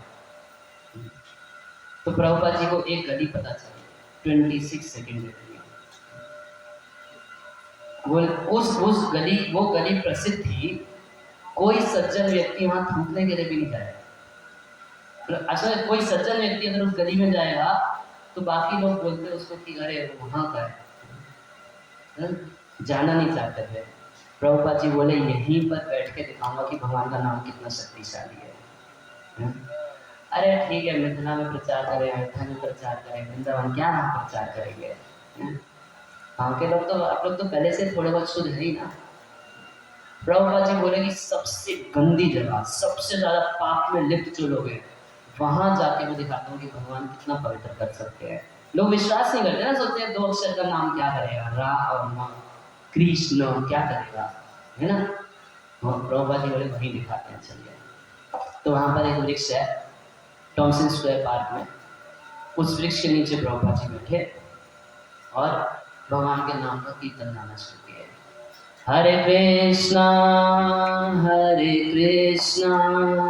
कृष्ण कृष्णा हरे हरे, हरे राम राम राम हरे हरे। हरे कृष्णा कृष्ण कृष्ण हरे हरे, हरे राम राम राम हरे हरे। हरे कृष्णा कृष्ण कृष्ण हरे हरे, हरे राम राम राम हरे हरे। बोलिए सभी लोग, हरे कृष्णा कृष्ण हरे हरे, हरे राम राम राम हरे हरे। प्रभुपाद जी आंख बंद करके 2.5-3 घंटे भगवान का कीर्तन गाए, अकेले थे। उनके कीर्तन को सुन के कुछ वही हिप्पी लोग प्रभुपाद जी को घेर के खड़े हो गए। वो नहीं जानते थे कि राम का, आप लोग जानते हैं राम कौन है? आप लोग तो जानते हैं, वो लोग नहीं जानते थे राम कौन है। आप लोग जानते हैं कृष्ण कौन है? वो लोग नहीं जानते थे कृष्ण का क्या मतलब होता है। वो हरि को नहीं जानते थे, केवल भगवान के नाम की ध्वनि को सुने और स्वामी जी के इर्द गिर्द खड़े होकर प्रभुपाद जी के आसपास एक सर्कल बना के वो वहीं थोड़ा थोड़ा नाचने लगे और भगवान का नाम धुराने लगे। स्वामी जी जो गा रहे थे और जिसके पास जो इंस्ट्रूमेंट था, ऊट पटांग जितना भी उनके पास वाद्य यंत्र थे, सारे वाद्य यंत्र अपने अपने ला के वो लोग ठाँ ठाँ ठाँ ठाई वो बजाना चालू किए। यहाँ से शुरू हुई कहानी। तो प्रभुपाद जी सोमवार को और शुक्रवार को भगवद गीता पे व्याख्यान देना शुरू किए। तो एक छोटा सा पोस्टर छाप के कई जगह बंटवाते थे, न्यूज़पेपर में डलवाते थे कि सोमवार और शुक्रवार 2 दिन प्रवचन होगा, भगवद गीता पे कुछ सुनाएंगे, आइए कुछ लोग।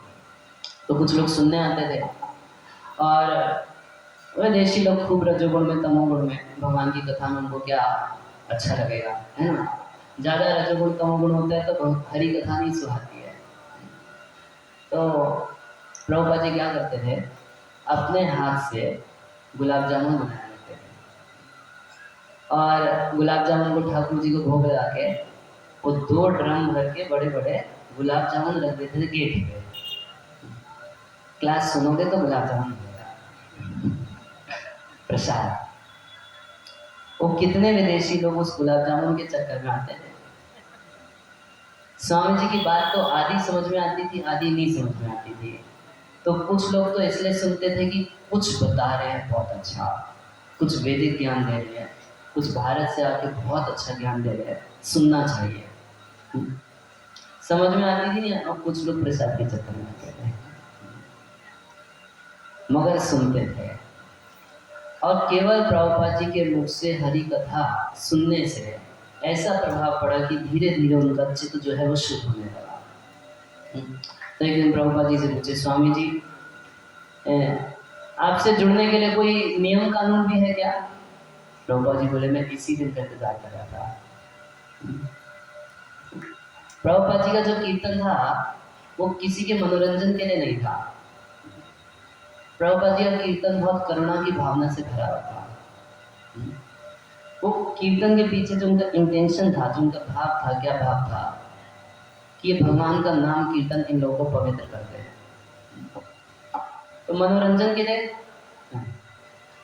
प्रभुपाद जी लोगों का मनोरंजन करने नहीं गए थे, उन लोगों के जीवन को सुधारने के लिए गए थे। प्रभुपाद जी बोलते थे कि मैं तुम लोगों से कुछ लेने के लिए नहीं आया, तुम लोगों को कुछ देने के लिए आया।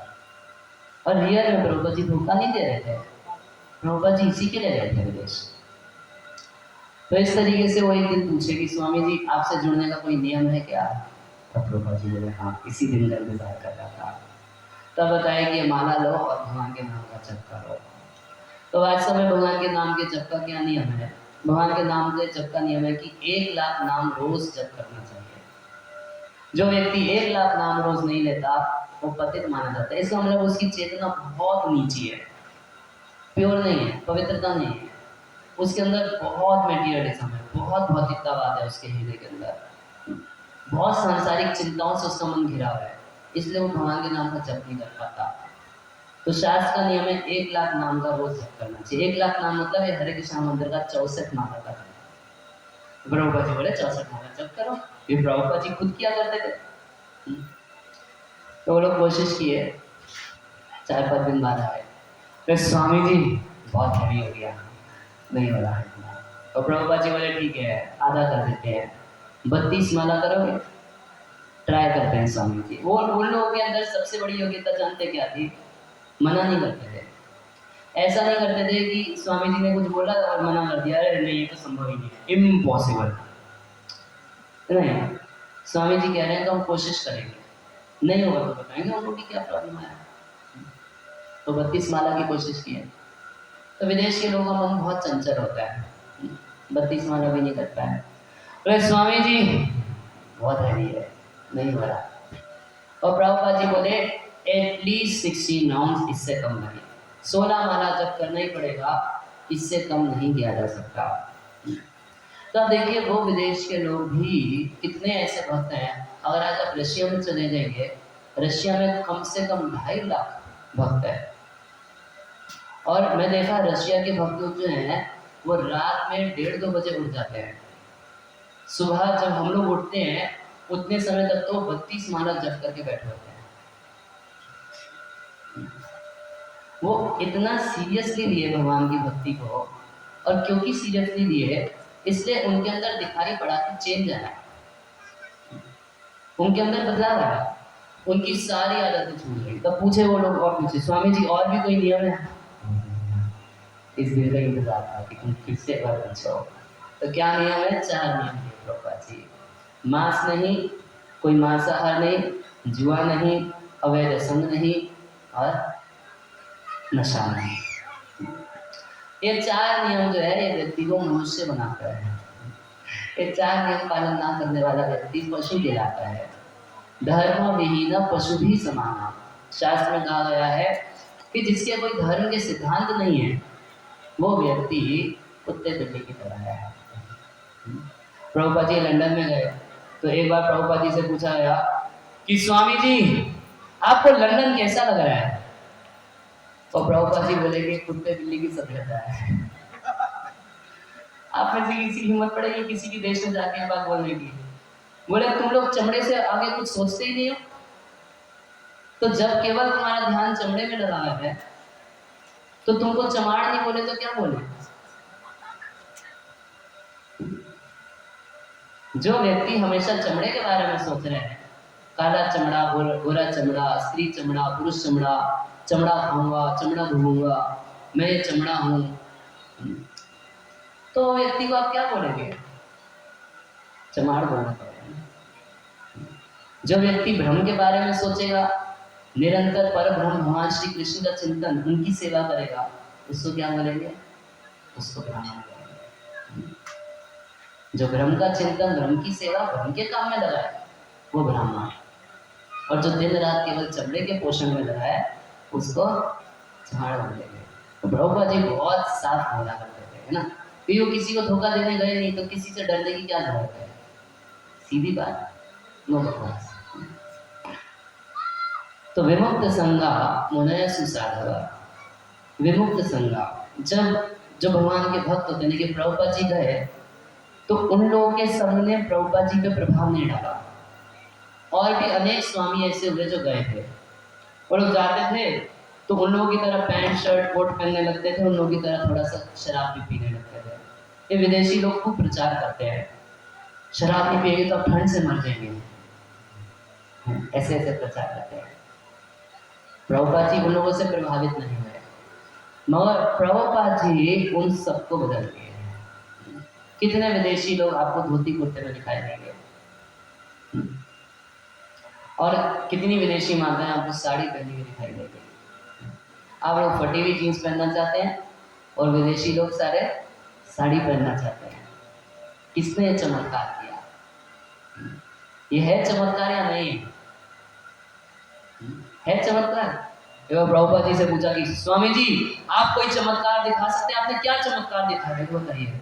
प्रभुपाद जी बोले मैंने ये चमत्कार दिखाया कि मेरे मलेच्छों को ब्राह्मण बना दिया। यह है सबसे बड़ा चमत्कार। ऐसे एक बहुत बड़ा योगी था, प्रभुपाद जी ऋषिकेश गए थे तो बोला स्वामी जी मैं पानी पे चल के दिखा सकता हूँ। प्रभुपाद जी बोले अच्छा चलो दिखाओ। तो पानी पे चल के नदी पार करके दिखा दिया। योगी बड़ा सिद्ध पुरुष था, पानी पे चल के नदी पार करके दिखा दिया। प्रभुपाद जी नाव वाले को बुलाए, उसको ठंडी दिए, बोले नदी पार करा दो। बोले कि जो तुम इतना सिद्धि प्राप्त करके किए वो तुम्हें चवन्नी में काम कर दिया, क्यों अपना मनुष्य जीवन बर्बाद कर रहे हो? धर्म का असली सिद्धांत ये सब नहीं है कि चमत्कार दिखा दो। असली चमत्कार ये है कि आपके माध्यम से कितने लोगों के जीवन में बदलाव आया, कितने लोग सुखी हुए, ये है असली चमत्कार। श्री प्रभुपाद की। तो विमुक्त संज्ञा का मतलब है कि हम भगवान के भक्तों के संग में रहें। देखिए आज इस इस्कॉन संस्था से जो लोग जुड़े हैं और भक्तों का संग करते हैं, और देखा जाता है कि बहुत जल्दी उनकी बहुत सारी गंदी आदतें छूट जाती हैं। वो लोग भगवान के नाम का जप करने लगते हैं। आज कोई कह रहा था कि लोगों को उठा उठा के रिहेबिलिटेशन सेंटर में डाल देना चाहिए, इतना शराबी हो गए हैं यहाँ पर। मगर आप अगर रिहेबिलिटेशन सेंटर में डाल के दो, वहाँ पर क्या होता है कि वहाँ पर आर्टिफिशियल तरीके से कुछ दिन तक आपको दारू से दूर रखा जाता है, मगर उसके बाद जब व्यक्ति वापस आता है तो कुत्ते की पूंछ सीधी हुई नहीं होती है, क्योंकि उसका मन कुछ सुख ढूंढता है और उसको इतनी ही नॉलेज है क्योंकि उसने टीवी पे ऐड देखा, अपने समाज में मित्रों को देखा कि यही सुख है, तो वापस उसी सुख में लग जाता है। जैसे कोई छोटा बच्चा है, मान लीजिए मिट्टी उठा के खा रहा है और इसकी माँ उसको बोले बेटा मिट्टी मत खाओ, पहले तो सोचा कहाँ से आ गई है, तो मान लीजिए माँ जबरदस्ती उसका हाथ पकड़ के रोक भी है, मगर जैसे उसको मौका मिलेगा क्या करेगा, फिर मिट्टी खाने लगेगा। तो उसको न इति नहीं नहीं नहीं कहने से फायदा नहीं है। आप नहीं कहिए मगर हाँ भी तो बताइए उसको। अगर वही माँ एक सुंदर मीठा एकदम बढ़िया संदेश लेके चली जाए और अपने बेटे को खिलाए कि ये लो ये संदेश खाओ, संदेश समझते हैं आप लोग, या बंगाल में चलता है ना संदेश मिठाई, ठीक है, लड्डू रसगुल्ला है, यहाँ क्या है आप लोग खाते हो। मान लीजिए उस छोटे से बच्चे को रसगुल्ला दे देती है, रसगुल्ला खाया अच्छा लगा, तो अब क्या करेगा, मिट्टी नहीं खाएगा, माँ को बोलेगा कि वही चाहिए। जब कोई अच्छी चीज मिल जाएगी तो खराब चीज अपने आप चली जाती है। जब आपको हायर टेस्ट मिल गया, कुछ अच्छा स्वाद मिल गया, तो ये जो निकृष्ट स्वाद है जिसमें वास्तव में कोई स्वाद नहीं, वो अपने आप छूट गया। मिट्टी में कोई स्वाद है, कोई स्वाद नहीं है। तो इसी तरीके से जब कोई व्यक्ति भगवान के नाम से जुड़ता है, भगवान की कथाओं से जुड़ता है, भगवान श्री हरि की सेवाओं से जुड़ता है, तो उसको इतना आनंद मिलता है कि ये जो तुच्छ आनंद है, वास्तव में दुख का ही घर है, वो सारा दुख की चीजों को बहुत जल्दी छोड़ देता है और इस सुख में निमग्न हो जाता है। हरे कृष्णा कृष्णा कृष्णा हरे हरे, हरे राम राम तो माता देवहूति कहती है प्रसंगम अजरम पाशम आत्मनः कवयो विदु स एव साधु सुकृतो मोक्ष द्वारम अपावृतम। प्रसंगम अजरम पाशम, ये जो आसक्ति है, ये जो गंदी चीजों की आसक्तियां हैं, तो कल कोई बोल रहा था कि आप लोग की चप्पल में आसक्ति हो रही है। प्रसंगम अजरम पाशम, ये आसक्ति जो है ये अजर पाश है, हम चिपक के रह जाते हैं। आप सोचिए भगवान का कीर्तन होता है, सब उछलते हैं, हम जमीन से चिपके रहते हैं, क्यों? क्योंकि हम जमीन में आसक्त हैं। अब जमीन में इतना आसक्त रहेंगे तो भगवान भी आ जाएंगे कि चलो मेरे धाम में लेके चलता हूँ, तो चिपके रहेंगे, हम कैसे जाएंगे? कह रहे प्रसंगम अजरम पाशम, ये आसक्ति अजर पाश है। आत्मनः कवयो विदु, विद्वान लोग इस बात को बहुत अच्छे से जानते हैं, मूर्ख लोग उसी आसक्ति में फंसे रहते हैं। मगर स एव साधु सुकृतो, यदि वही आसक्ति जो संसार में घर परिवार में हो गई है, वही आसक्ति यदि साधुओं में हो जाए तो मोक्ष द्वारा पावतम, तो मोक्ष का खुला द्वार है। तो आसक्ति को कोई छोड़ नहीं सकता, आप उसको जीरो नहीं कर सकते, मगर उसी आसक्ति को अच्छी जगह पर लगा सकते हैं। आसक्ति खत्म नहीं होगी, उस आसक्ति को उठा के भगवान और उनके भक्तों में लगा देना है। बस इतना करना है। यदि इतना हो गया तो देखिए ध्रुव महाराज नारद जी के संग से ध्रुव लोक को प्राप्त कर गए। प्रहलाद महाराज केवल नारद जी के संग मात्र से नारद जी का उपदेश सुने थे, और जानते हैं केवल, जैसे कुछ लोग भी भौपों की कथा सुन रहे होंगे, है ना, पंडाल में नहीं है, तो ना सामने से दर्शन किए ना कोई सेवा किए। प्रहलाद महाराज जब अपनी माँ के गर्भ में थे तो केवल नारद जी से हरि कथा श्रवण किए थे, माँ के गर्भ में। प्रहलाद महाराज की माँ प्रहलादों को नारद जी ज्ञान देते थे और गर्भ में रह के प्रहलाद महाराज जो ज्ञान सुन लिए, जैसे कोई रेडियो पे कोई बात सुनता है। ना नारद जी का दर्शन किए, ना नारद जी की सेवा किए, केवल नारद जी के शब्द, वचनम रचनम एकम, केवल एकम, केवल और केवल नारद जी के वचन सुनने मात्र से प्रहलाद महाराज भगवान की दुर्जय माया को पार कर गए। हरे कृष्णा कृष्णा कृष्णा हरे हरे, हरे राम राम राम हरे हरे। और आप यहाँ देखिए कुम्हारा घाट में क्या हुआ, ये हाथी जो था गजेंद्र, इसका पैर पकड़ लिया ग्रहा, वो हाथी भगवान की भक्ति कर रहा, ये हाथी जो था ये भगवान की स्तुति कर रहा, और वो ग्रहा तो केवल हाथी का पैर पकड़ा था। जब श्री हरि आए तो पहले ग्रहा मुक्त हुआ, बाद में गजेंद्र मुक्त हुआ। ये होता है संग का प्रभाव। और यही अगर कुसंग हो जाए तो देखिए कंस के ऊपर क्या प्रभाव पड़ा। कंस जो था, जब कंस मारा, देवकी के 6 पुत्रों को मारा, 7वां ग्रह संकर्षण भगवान खुद गिर गए, 8वें भगवान श्री कृष्ण हुए, तो कृष्ण को तो पहुंचा दिया गोकुल, और इधर वहां से योग माया को उठा के ले आए। तो जैसे ही कंस देखा देवकी की 8वीं, अरे तो पुत्री है, बोला जो कुछ भी हो मार दो इसको। तो हाथ में उठाया उस पुत्री को, और जैसे ही देख के चट्टान पे मारने लगा, आकाश में उड़ के देवी दुर्गा प्रकट हो गई। और क्या बोलती है, अरे मूर्ख कंस। एक कंस था, दुर्गा देवी का भक्त था, बोली अरे मूर्ख कंस, तो बेवजह बच्चों की क्यों हत्या करता है, तेरे को मारने वाला तो कहीं और जन्म ले चुका। तो देखिए वसुदेव और देवकी का जो संग लिया कंस ने, थोड़ी देर जेल के उस कारागार जेल में कंस को संग हुआ देवकी और वसुदेव का, इतने पे कंस का मन बदल गया। बाद में माफी मांगने लगा, दीदी जीजा जी माफ कर दो हमको, हम कैसे आपके इतने सारे बच्चों को मार दिए, ये किए वो किए, सुधर गया कंस। मगर जैसे ही घर वापस गया तो अपने मंत्रियों को बुलाया, उसके मंत्री फ्रेंड सर्कल रहता है, उससे कौन था, पूतना घासुर बकासुर, सारे असुरों को बुलाया। अरे तुम लोगों को पता हुआ क्या, क्या हुआ, वो देवकी का 8वां लड़का नहीं था, लड़की थी। अच्छा, और मालूम वो लड़की कौन थी, वो तो हमारी आराध्या देवी दुर्गा थी। अच्छा, वो जानते हो क्या बोली, तो पूरा अपना हार्ट रिवील करने लगा, सारे अपने हृदय की बात किसको जाके बताया, असुरों को बताया। बोला कि वो बताई कि क्या बोली वो, तो कंस तो रिपीट एज इट इज नहीं किया, एज इट इज करता तो बड़ा गड़बड़, अरे मूर्ख कंस, तो इस बात को तो छिपा दिया, बोला ऐसे नहीं क्या, वो बोली कि तुमको मारने वाला कहीं और जन्म ले चुका। तब तक पूतना बोली, अरे कहीं और, कहाँ, जगह का नाम तो नहीं बताई वो। अच्छा कितने दिन पहले, ये कुछ 10 दिन पहले, 10 दिन बाद, अच्छा 10 दिन के आसपास ना।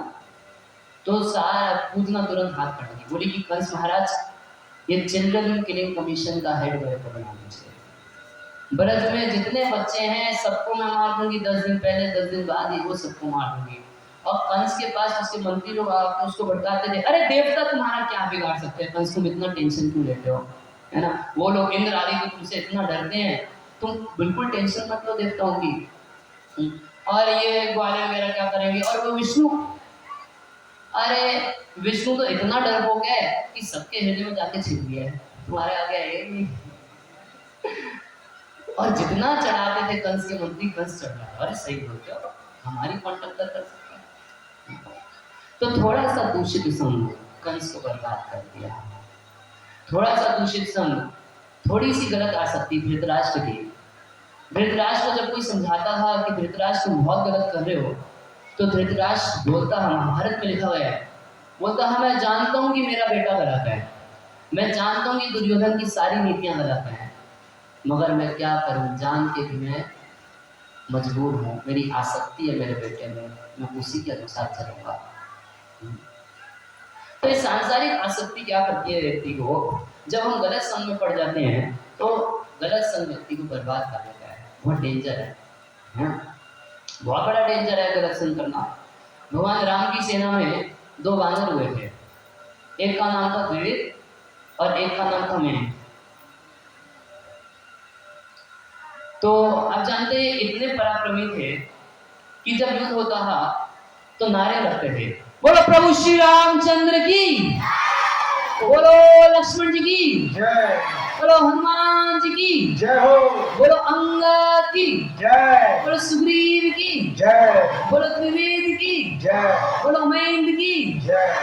और सोचते मेन लीडर में, भगवान की सेवा में मेन लीडर में द्विज और महेंद्र थे।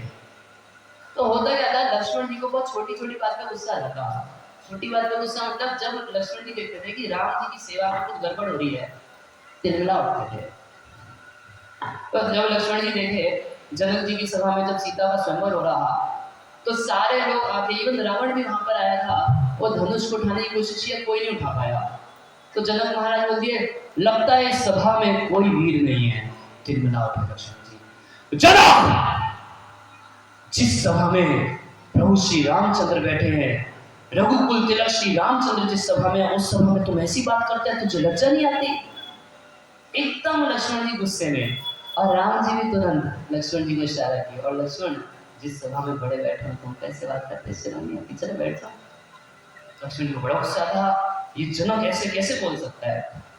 अब वो रावण के साथ युद्ध करना था, तो राम जी बैठ गए समुद्र के तट पर। 3 दिन तक समुद्र के देवता को मना रहे हैं कि हे देवता हमें रास्ता दे दो। खून खा रहे लक्ष्मण जी का, बोल रहे आप परात्पर पर ब्रह्म संपूर्ण जगत के स्वामी, ये समुद्र आपके सामने कितना तुच्छ देवता है, आप इससे विनती करते हैं। इतना गुस्सा आ रहा है लक्ष्मण जी को, बोल रहे हैं एक बार आदेश दे दीजिए, मैं अपनी भुहें टेढ़ी करूंगा, ये सारा समुद्र सूख जाएगा। और राम जी शांत कर रहे, चुप कर, हाँ अपना काम करते हैं, मनाएंगे समुद्र को। लक्ष्मण जी तिलमिलाते रहते थे। तो जो द्विविद और मेन थे, ये लोग आपस में गुफ्तगू करते रहते थे, हुयम आख्याति पृच्छति, क्या गुफ्तगू करते रहते हैं कि अरे लक्ष्मण कितना गुस्सा करता रहता है, भाई है ना इसलिए इसकी इतनी चलती है, भाई है ना, छोटी छोटी बात पे इसको गुस्सा आ जाता है। और बड़ा चिढ़ते थे लक्ष्मण जी से, क्योंकि राम जी तो लक्ष्मण जी को कितना मानते थे ना, लक्ष्मण जी तो वास्तव में भगवान ही है, तार द्वितीय स्वरूप श्री बलराम, राम और कृष्ण में कोई अंतर थोड़ी ना है, राम मतलब बलराम और कृष्ण में कोई अंतर नहीं है, राम और लक्ष्मण में कोई अंतर नहीं है, वो एक ही है। तो बहुत चिढ़ते थे। अब इस अपराध के चलते क्या हुआ कि बाद में ये द्विविद और मेन को नरकासुर का संग मिला। एक नरकासुर का नाम का असुर था, बड़ा बदमाश था। इस नरकासुर से इन दोनों की फ्रेंडशिप हो गई। अब जब देखिए नास्तिक से फ्रेंडशिप हो जाती है तो क्या होता है, मंदिर जाते हैं तो प्रणाम कर देते हैं और सभा में बैठते हैं, राम ठीक नहीं किया सीता को ऐसे, कृष्ण क्या बात, दूसरों की पत्नियों के साथ नाचता, अरे सारा दूध बर्बाद कर दिया, शिव जी के ऊपर चढ़ा के गरीबों को पिला देते तो कितना अच्छा होता है ना। कैसे होता है, नास्तिकों के संग से होता है। क्या सारा दूध बर्बाद हो गया, और जो तुम शैंपेन की बोतल उड़ा रहे हो उस पैसे से अगर गरीबों को खिला दिया जाए तो कुछ नहीं होगा क्या। अगर सारे फिल्म स्टार्स के एक दिन के ड्रग्स के पैसे से गरीबों को खिलाया जाए तो पूरी दुनिया के गरीबों के 1 साल का भोजन फ्री में हो जाएगा। मगर फिल्म बनाते हैं कि शिव जी पर दूध वेस्ट कर देना।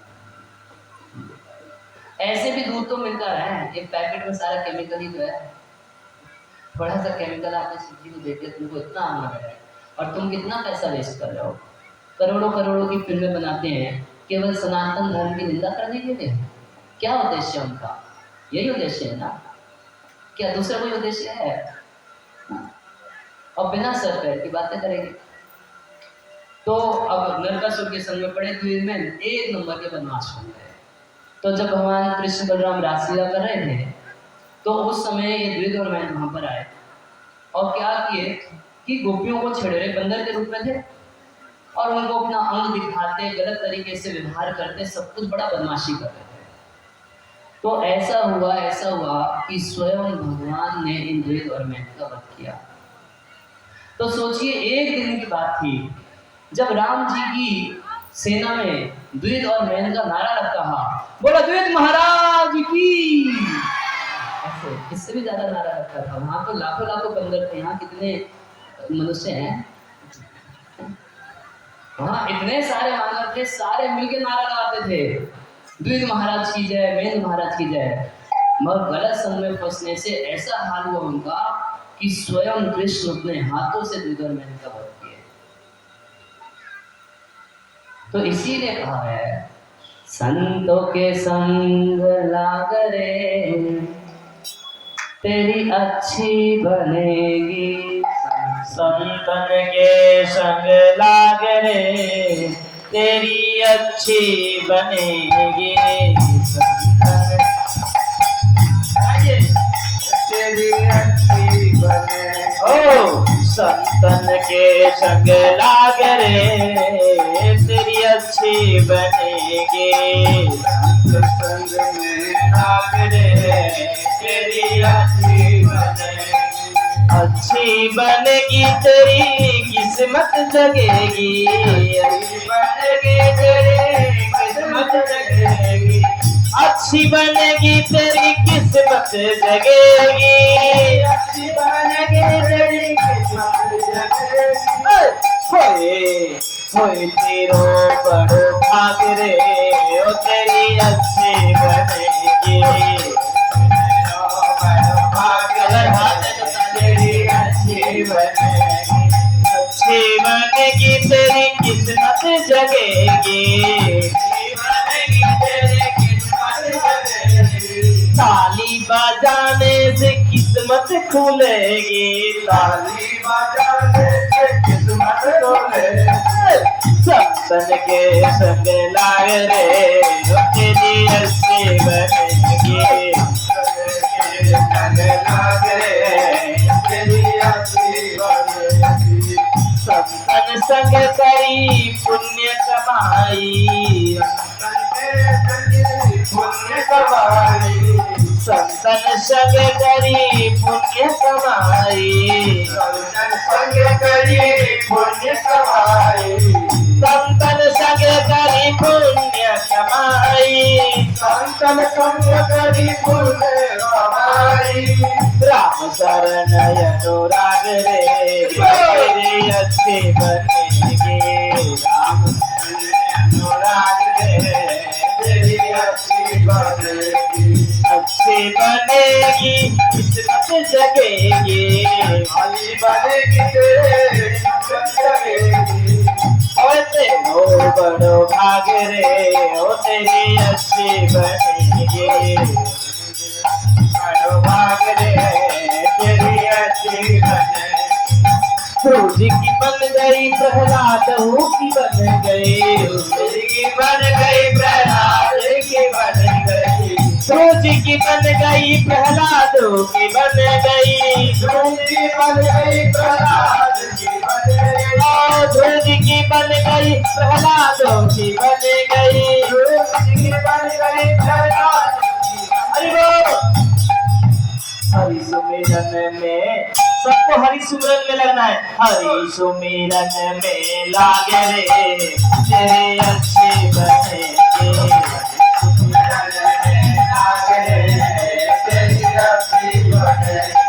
अच्छी बनेगी चिकनी बनेगी, अच्छी बनेगी चिकनी बनेगी, अच्छी बनेगी तेरी किस्मत जगेगी, अच्छी बनेगी तेरी किस्मत जगेगी, संतन के संग लाग रे, तेरी अच्छी बनेगी,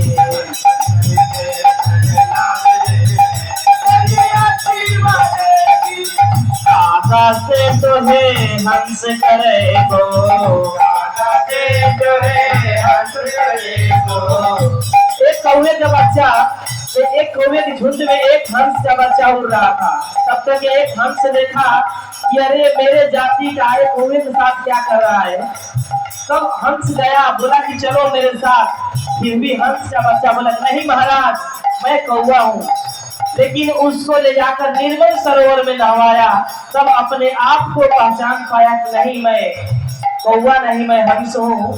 ठीक उसी प्रकार हम मनुष्य हैं, लेकिन इस संसार में भटक जाते हैं, न जाने किस स्थिति में पड़ जाते हैं कि अपने आप को नहीं पहचान पाते कि हम कौन है।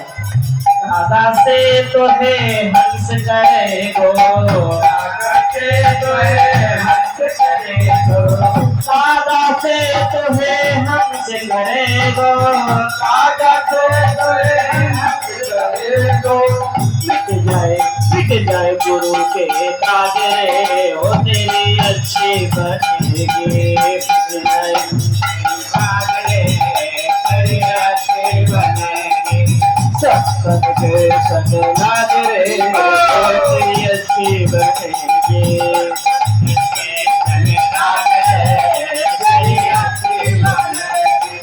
मोहनी सा में बहुत दिन सोयो,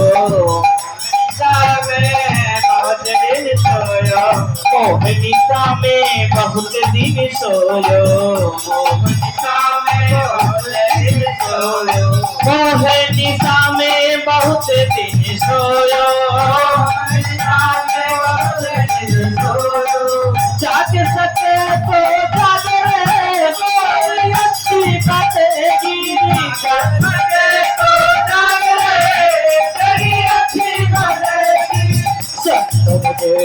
लागे रे ओ तेरी अच्छी बने के संग लागे रे तेरी अच्छी बने कहत कबीर राम सुमिरन में करे रे राम सुमिरन में कहत कबीर राम सुमिरन में कबीर राम सुमिरन में कहत कबीर राम सुमिरन में कबीर राम सुमिरन कहत कबीर राम सुमिरन में कहत कबीर राम सुमिरन पाग सके तो पाग रे तेरी अच्छी बनेगी पाग सके तो पाग रे तेरी अच्छी बनेगी तेरी अच्छी बनेगी तेरी अच्छी बनेगी तेरी अच्छी बनेगी संतन के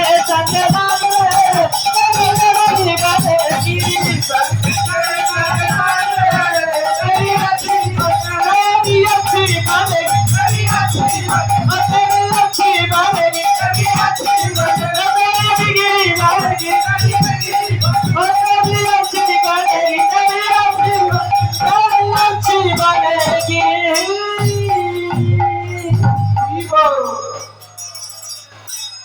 बोले संत महाभगवान की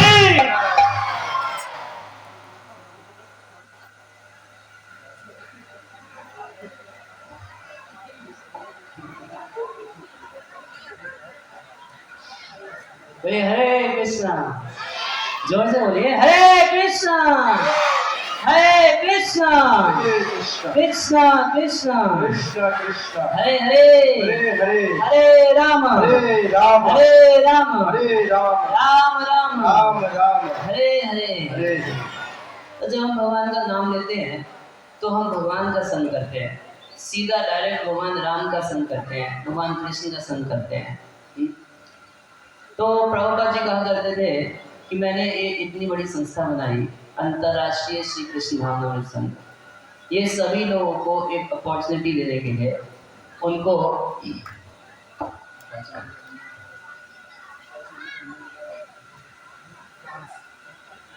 एक मौका देने के लिए कि ये इस संस्था के भक्तों का आप लोग संग कीजिए और अपने जीवन को सफल कीजिए। हरे कृष्णा। ग्रंथराज श्रीमद् भागवतम की जय, गुरु श्री प्रभुपाद की हरि हरि बोल। बोले हरे कृष्ण।